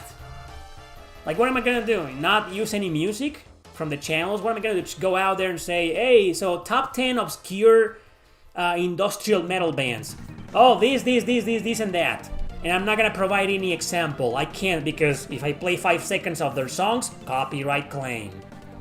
Dude, I don't know how these music channels pull it off to make money. You know, it's just ridiculous. Yeah, man, the copyright on music is insane. It is fucking insane, man. It's crazy. So that discouraged me to create a music channel, because I wanted to do that a long time ago. Thank you for the super chat again, Mugen. I like Mugen. You wanna know what my problem with the Mugen games are? Well, I'll read your comment first. Stika, he talks about even obscurer games than you. Really? Really? Is that a challenge? Challenge accepted. Anyway, you fell in love with, again, with Lacrimosa of Dana. Oh yeah, great game, right? And great soundtrack.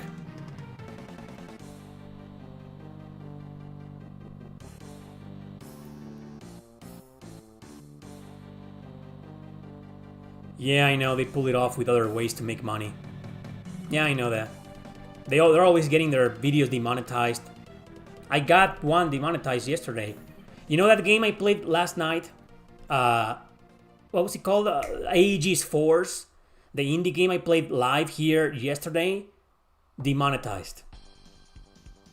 And I had to delete the songs to get the monetization back. But I'm only gonna make like $3 out of it, because the stream is gonna get like 1,000 views at most, maybe 1,200 if I'm lucky, you know. But I want my $3 fucking dollars. But yeah, because the developers used some music on the game that wasn't theirs. If you were watching, there's a part near the end of the game. I visited some ruins, and there was some dude, some bad guy playing an organ, a church organ. Well, that music, that little tune, is not composed by the game's composers. I think it's from someone else with copyright. So my stream got demonetized. But thankfully, YouTube for a while. Get ready, guys. Get ready. I'm about to say something positive about YouTube. I know. Well, it's got some positive things. It's got like 99% of these websites negative things, but there's always that 1% that is positive. And this is part of that. So about a year ago, YouTube came up with this editing software that they use for songs used in videos. They give you the choice to mute the song without muting your audio. Like, for example, if I say, like, I don't know, number 7, Final Fantasy 7, right? And I start playing some music in the background while I talk about the game. So my commentary doesn't get deleted, only the song. Thank you, YouTube. That's a really useful thing. That's really useful. And I mean it. Wow, they came up with that about a year ago. And it's been really useful. So that's exactly what I did yesterday. I just muted the songs. And now I got the monetization back. Yeah, I'll make my $3.5 US of revenue. I'm happy. But yeah, copyright bullshit is bad, really bad. Do you have a comparison for YouTube and Twitch? Do you go offline? I'm not sure what you're trying to ask, Eka. I don't have a comparison video. Twitch is a really politicized platform, and I hate it because of that. But strictly in terms of streaming, it's just much better than YouTube because it doesn't fuck you up with an evil algorithm. Because the website is designed to do nothing but that, live streams. Whereas YouTube, you got your videos and you got your live streams, and if the live streams barely get any views, that fucks your videos, your regular videos, you know. It's been like this for years, you know. But Twitch is just that, live streams. That's all you do, you know. So for that reason alone, it may not sound like a big deal to you guys, but trust me, it is a huge deal for us streamers, you know. That's why a lot of people stream on Twitch rather than on YouTube, or have a second channel on YouTube dedicated exclusively to streaming, you know. I had that on my second channel a long time ago, but I kind of gave up.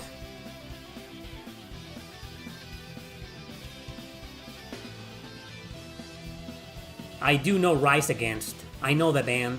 I'm not a fan, but I know the band. Do you know the band Still Remains? Or All That Remains? Two different bands, by the way.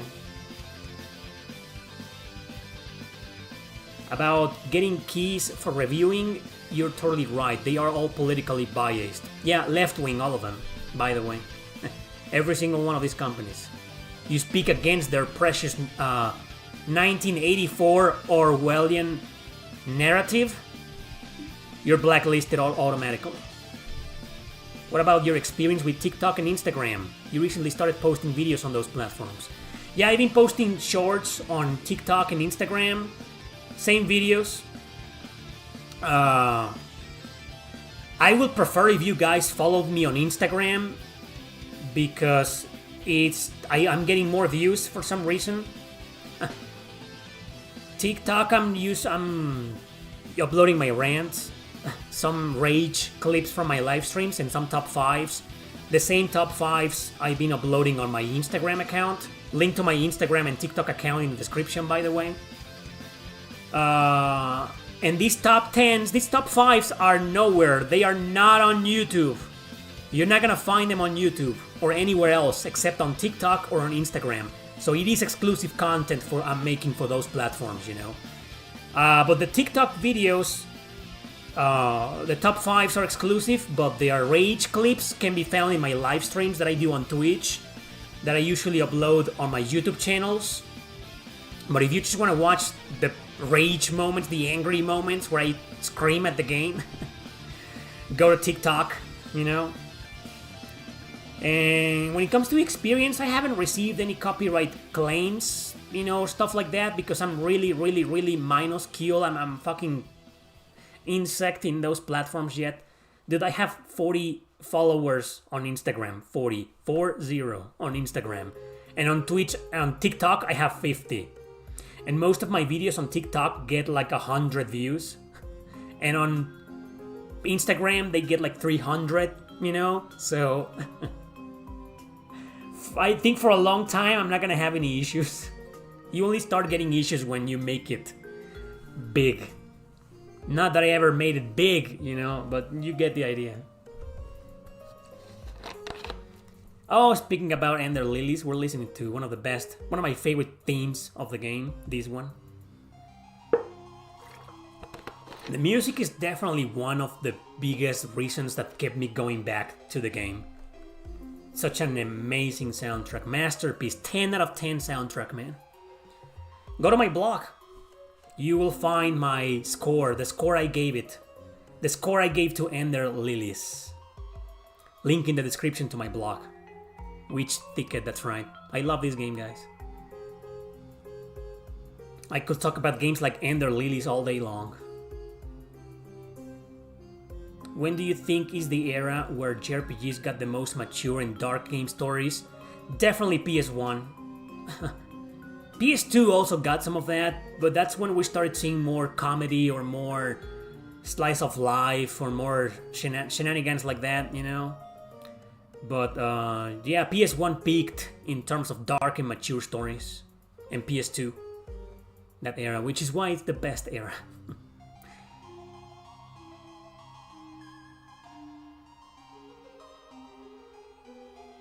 I look like one of those guys you meet every time you go to a CD shop, but you don't even work there? What?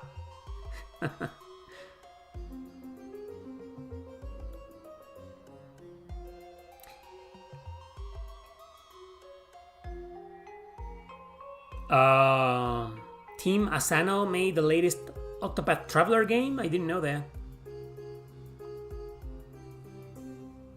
Well, I'm a big fan of Triangle Strategy, despite the shitty localization. You know that. Same with Octopath 1 and 2. I haven't played the new one, 0, and I'm not interested. Do you think it's bad to get sucked in a soul game genre? No. I mean, I play all types of games, especially on Twitch. But no, I don't think it's bad. But I wouldn't recommend it. I don't think it's a good idea to just play one genre, you know? But I don't think it's bad either. You have an Insta follower, huh? How do you only have 40 followers? Because my viewers right now don't give a fuck about my Instagram account or TikTok account and they want to go and follow me there. They fucking hate me. They want to see me fail miserably at every other website in the world except YouTube, or sometimes even YouTube. You know? They can't do me the favor of following me there. And also because it's new. My Instagram account, I've been uploading videos for 2 weeks, you know? It's new. Hey Jerry, Souls games are all the same hidden role? No, they aren't. They're very methodical. Thanks again, Mugen. I don't do this anymore, but I used to hunt these obscure games and finish them even if I hated them. But I got over it. Actually, nowadays I finish a game in months, and I replay Saga Frontier and Dragon Quest XI every year. You like Saga Frontier? We're not friends anymore. I fucking hate that game. Oh man.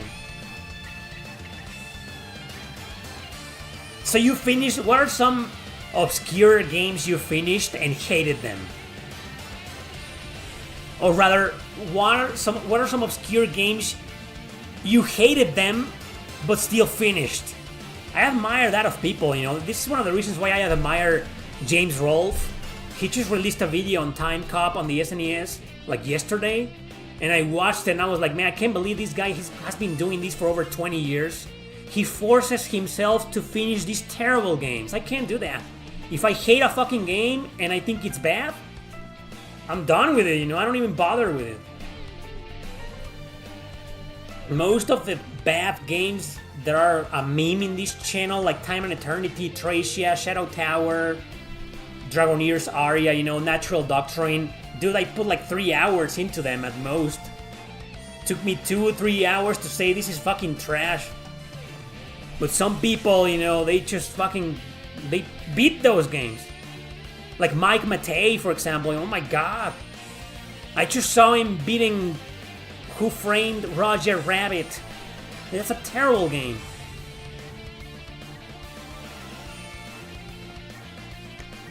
Thanks to your new job, you work to waste your money on me. Thank you for wasting your money on me, Mugen, and YouTube. Remember, YouTube keeps 30% of that.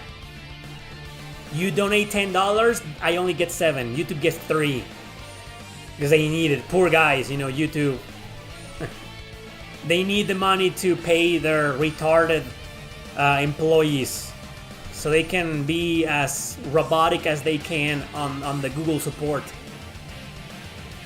And hire new young programmers because they're non-binary. So they can keep fucking up YouTube and making it worse for content creators. That's why they need that 30%.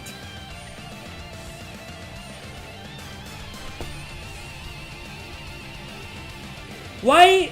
Oh, but you finished Natural Doctrine, but you both hated the game and loved it. Okay, so you developed a hate and love relationship with the game. I know what that it's like, you know. Some games I fucking hate, but I also love them, right? But I understand why people beat games that they fucking hate, and that's it. There's no love, no like. They fucking hate those games passionately, 100%, and they still finish them. That's what I don't understand, and I admire. You didn't like Majora's Mask, but finished it anyway? Why? Explain that to me. If you don't like something, why?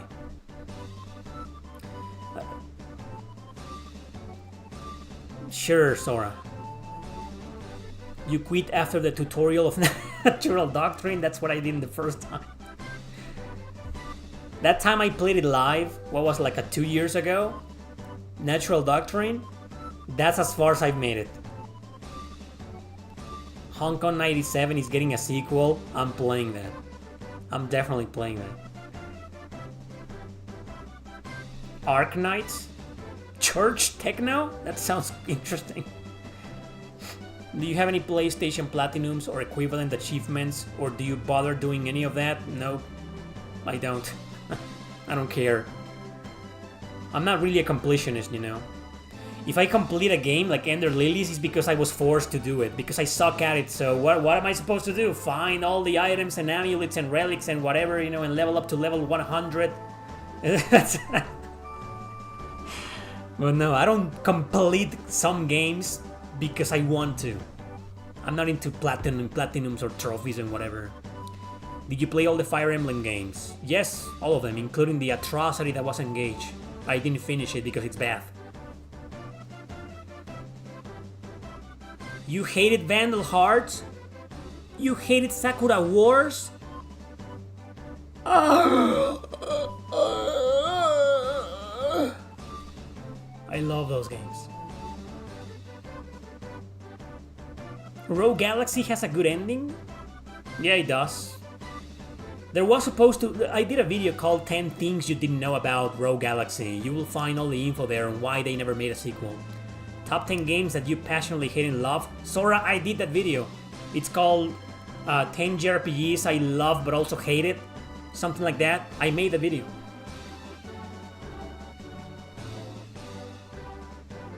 Thanks, Gonzalo.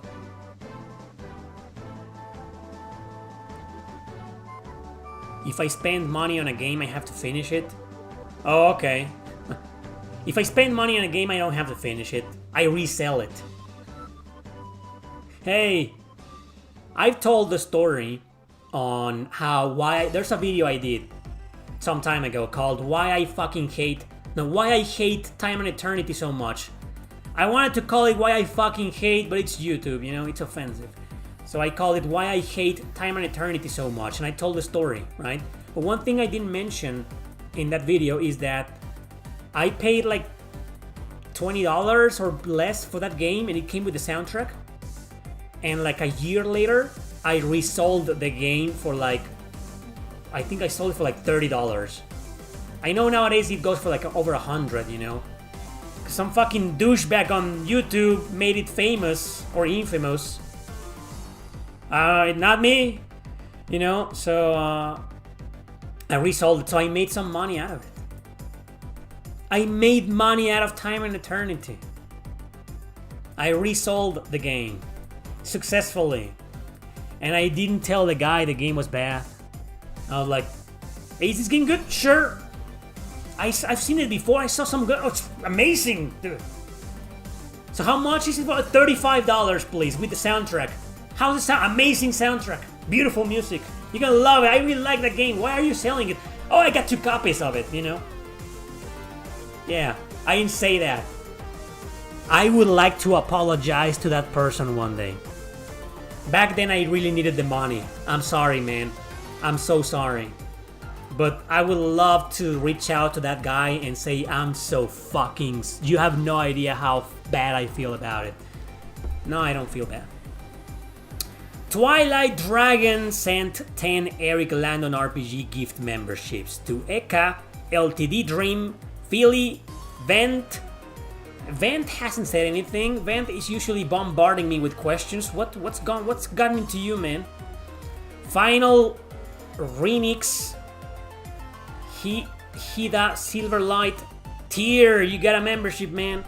Greystone, you got one. Demi Divine. And Armored Porcupine. Don't forget to say thanks. Pikmin didn't get one, he's gonna cry. So what do you get when you get a membership?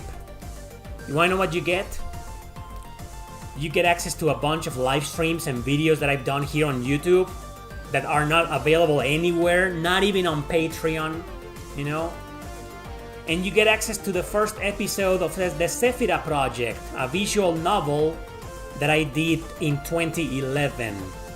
I haven't put the second episode out yet for members. I will today. Sorry about that. I'm sorry, members. Thank you, Shinji, for the super chat. He says, I'm currently playing Breath of Fire Dragon Quarter for the third time. Why will somebody play that game even for the first time? And this time I'm liking it. If you put time and effort and a lot of patience, it turns out to be a fine game. Give it another shot, Eric. No. But thanks, I'm glad you're enjoying it. I've never said it's a bad game. The only reason why I included that game, I put the game in my top 5 worst PS2 JRPGs of all time just for clickbait. I said that. I don't think I said that in the video, but I said that in live streams, you know, I've said it live. I have admitted publicly that I only put that game there. The real number 5 in that video should have been Ark: The Last End of Darkness. It's a terrible PS2 game, you know. Dragon Quarter isn't bad. It's just that. It requires a lot of time, effort, and especially patience, you know. I'm not interested in that game though, but I don't disagree with you. But I'm not gonna give it another shot.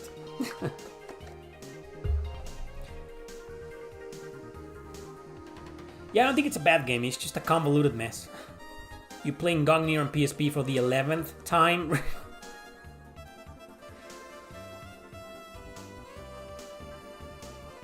Exclusive Airy content. That's right, Ryan.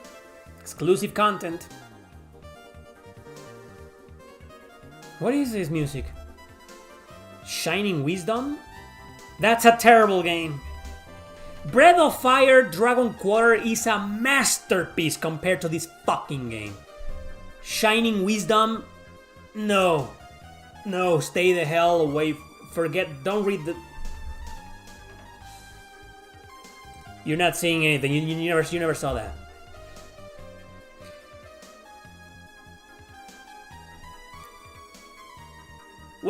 That's an interesting question, you know. Like, what's a JRPG you guys play every year religiously?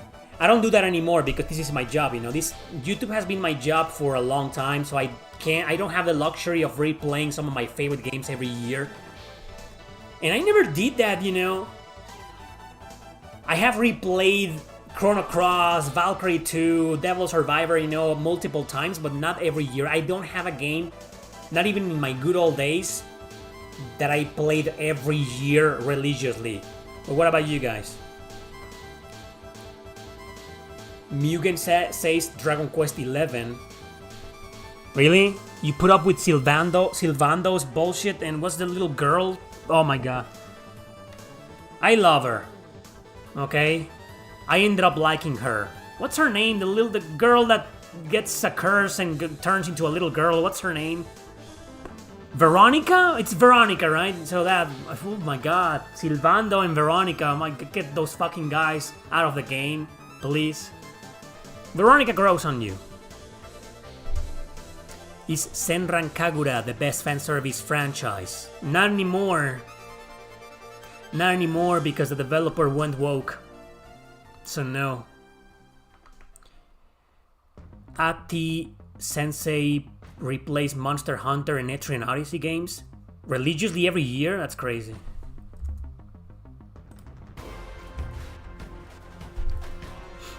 I got too much backlog to replay games. Welcome to my world, Ryan. That's me right there. You just described me. Tio Dragon, Suikoden every year. Which Suikoden? The first one? Bloodborne. Someone says Bloodborne. There's a new game plus in Bloodborne? What does the New Game Plus do? You want to know something else about Ender Lilies, now that we're talking about it, that I didn't mention in the review? The New Game Plus, the only New Game Plus in Ender Lilies, is basically Nightmare Mode. Not hard, no, Nightmare Mode. If you start a New Game Plus thinking you're gonna be overpowered and you're gonna cheese through all those fucking bosses that gave you a lot of nightmares and troubles and rage moments, no, now guess what? They're even harder, 10 times harder. Not just the bosses, but also the fucking enemies. And not only that, you're like, okay, make it harder, don't worry, I already know these bosses' patterns. No, they changed patterns. Yeah, cause as if the game wasn't hard as shit already, beat the game with a true ending, because if you don't get the true ending, you don't unlock the New Game Plus. You gotta get the true ending. Otherwise, no New Game Plus for you. So if you're a masochist enough to get the true ending, like I did, you know, here's New Game Plus for you, but it's 10 times harder. These guys are Shoujo Kaga level of fucking sociopaths, man. The developers, what the fuck? The enemies changed patterns, including the bosses. So what worked for you before with that boss that took you 50 times to beat, 50 attempts, you're gonna have to relearn his new patterns. That's how fucked up Ender Lilies is. But it's still a masterpiece worth playing and beating only once. New Game Plus, suck my fucking dick. Okay, let's go back to the JRPGs you guys play religiously every year. Star Ocean 3, okay. Suikoden 2, okay. Shin Megami Tensei 3, that's a great game. East 2, okay. See, I'm seeing some unusual answers here, that's interesting. East 2?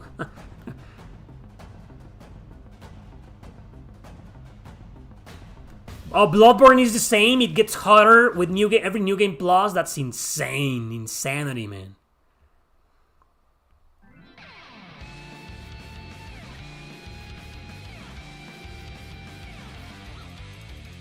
Simon... Oh, is 8. Brian says is 8. You play that religiously every year? Shining the Holy Ark. That's a Sega Saturn game. Turn-based. Anyway, I wanted to read something here. Will you do another worst JRPG stream? Yeah, probably this month. And I already have the game. It's a legendary meme JRPG in this channel that I haven't done. It's not Time and Eternity. That's gonna be episode 20. I already promised that, but I'll do another one this month. Probably this month.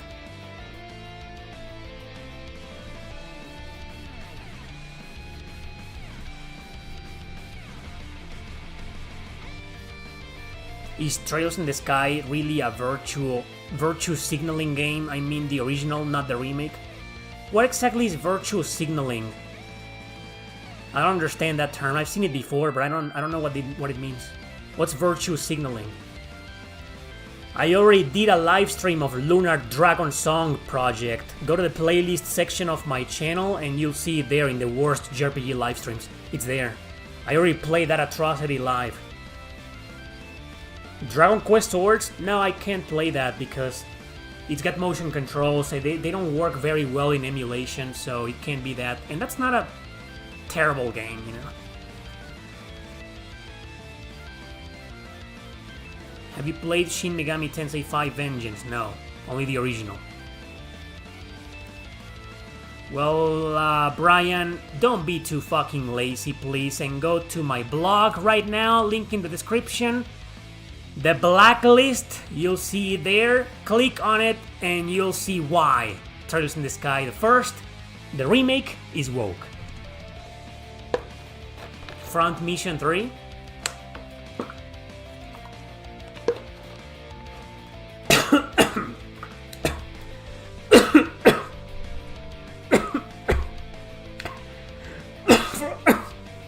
shit.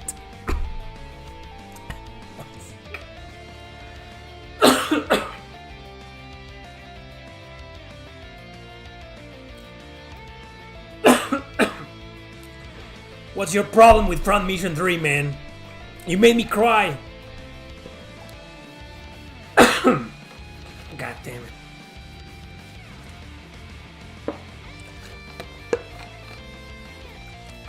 Fuck. What? Leave Front Mission 3 alone. Resonance of Fate. I have considered Resonance of Fate for the worst JRPG live streams, but it's not really a bad game, I just fucking hate it. It's personal.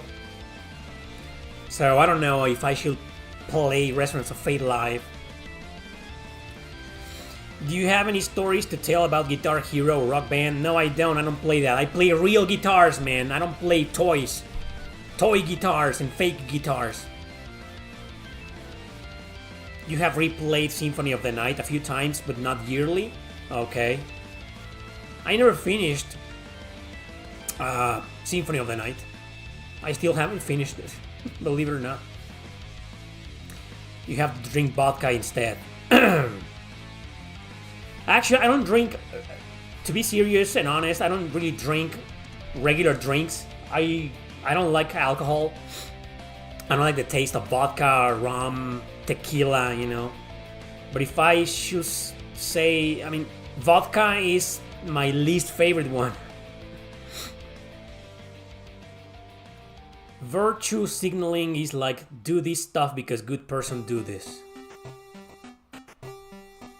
Okay.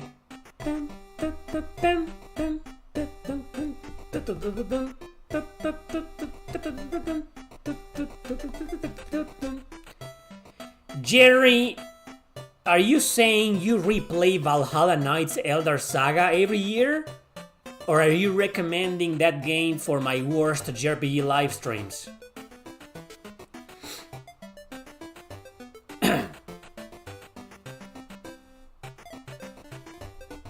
Oh, I'm saying it's the worst. No, it's not. Valhalla Knights is the first one on the PSP, that's far worse. I played Eldar Saga, it's bad. But it's not as bad as the original on PSP. Visions of Mana is 27 euros? Okay. I'm gonna keep waiting until it's like $10.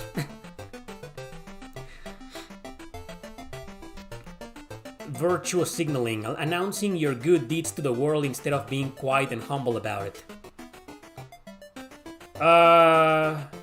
And what makes you think Trails in the Sky does that? A lot of JRPGs do that. Announcing your good deeds. So it's kind of similar to cancel culture, right? Like instead of like you're according to the people who try to cancel others in videos, you know. Oh, I'm gonna expose this guy, you know. Is that virtual signaling? Is that some form of virtual signaling?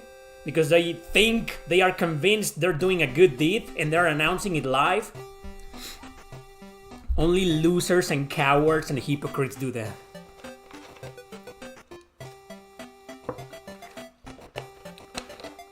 Just emulate it, Pikmin. Emulate the original, it's better. My voice acting is better than the English voice actress for Estelle. If I'm not mistaken, her new voice actress is a legendary actress, but she's way too old for the role. Well, you know how it is right now. Nowadays, English voice actors.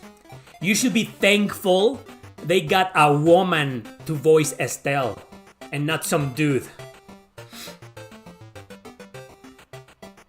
Playing a game in this Q&A? Oh no, it's too late for that. No time for that.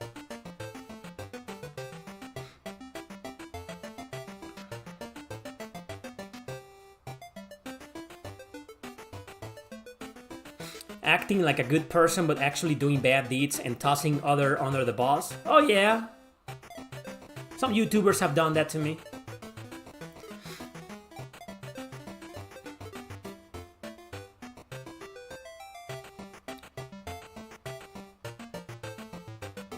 We just talked about the Tales of... I'm getting a lot of questions about Tales of Exilia. I hope you motherfuckers watch my video tomorrow. Maybe some of you already have. You know? Maybe. If so, I forgive you. And I'm gonna post it again. Watch it again. Preferably with a different account. Because then YouTube knows. Oh, more Suikoden music. This is... Oh, man. Suikoden 3. I have a review of Suikoden 3. Did you guys know that? Am I virtual signaling by making you feel guilty because you missed some of my videos?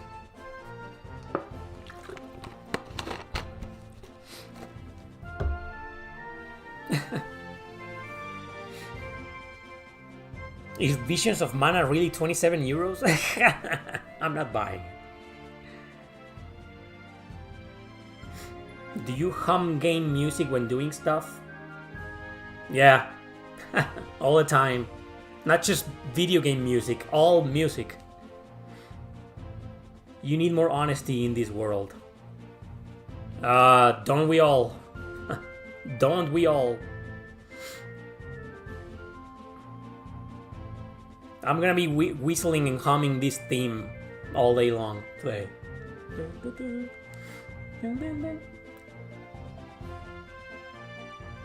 Yes, it has been asked before many times, this functure. I have considered making my own RPG before. I tried, I failed miserably. And then I got invited to a studio, the project fell apart, and then I got a second time invitation, it fell apart quickly. I don't have patience or discipline or knowledge, or I don't want to... I want to write the story for an RPG, but I don't want to make it.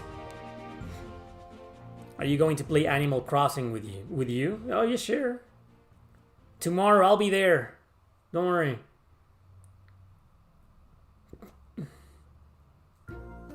Collaborations have a habit of doing that? Falling apart? Yeah.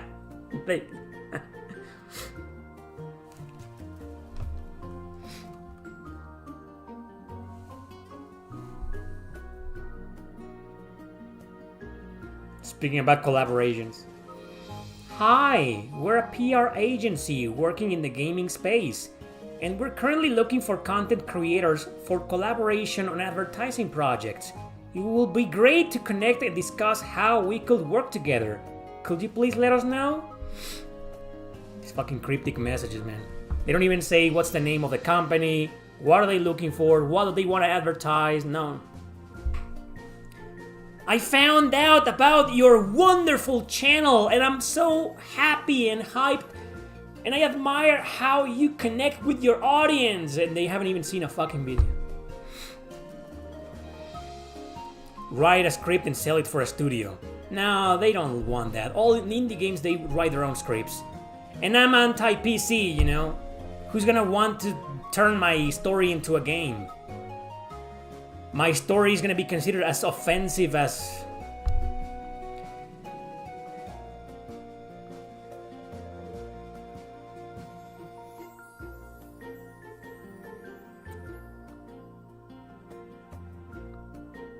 What are you talking about? Like, Tales of Exilia is from Bandai Namco, not Square Enix. Summon Night 6? It is worth trying. You should try it. You've played all of the others.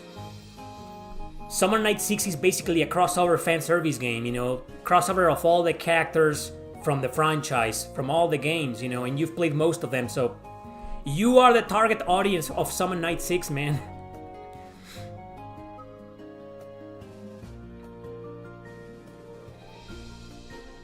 That's exactly right, Brian. Copy paste. And sometimes they're like, this is from some Veronica. You get the email from Veronica, and you read the email, and it's best regards, Paul. I was like, who am I talking to, Veronica or Paul? It's AI bullshit. You said it yourself. Is Monkey Island a thing? I don't even know what that is.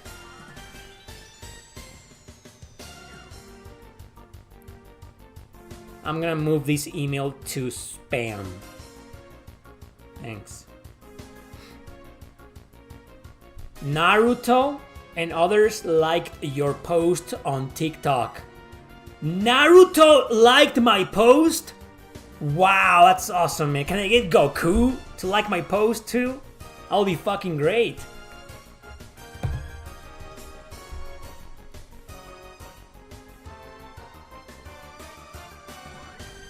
Veronica. Believe. I'm not gonna close these tabs. Sean, you want sword? Sword miss? I'm more interested in other side. Dude. Oh, man, I'm gonna finish Grow Lancer and this is gonna be immediately my next game. Other side. Let's check other side, switch. ROM. Oh, it's gonna be hard to find. I found it. Thanks to the guy who recommended other side to me. What would you write about? I'm not gonna share my ideas because then you're gonna steal them.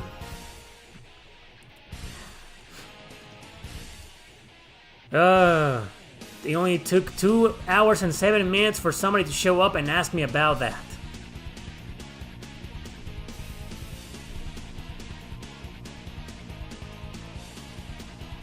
Don't need details. I will write a story inspired by JRPGs, but also criticize the political climate of nowadays. And I will shit on all the censorship. It would the main plot will be my heroes fighting to protect free speech. How about that? What's the best story for me in a JRPG? Xenogears. Most overvalued JRPG saga besides Final Fantasy, Dragon Quest. Will you read a horror visual novel with elements of creepypasta? Nah. Do you need a game dev, brother? Oh, I do, desperately. Please turn my story into an RPG. Please. Did you like the first or second Monster Hunter stories better? They're kind of woke-ish, you know. Especially the second one. I've read some things about it. I didn't finish either, you know. It's like... I liked them at the beginning, but then after a few hours I was like, this is Pokemon. I gave up. That's why I rarely talk about them, you know.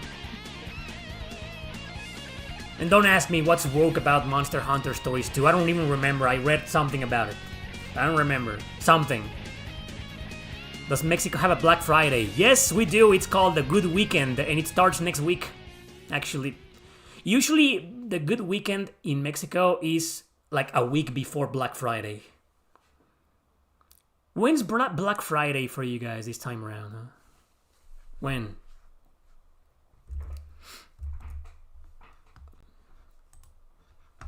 When is Black Friday?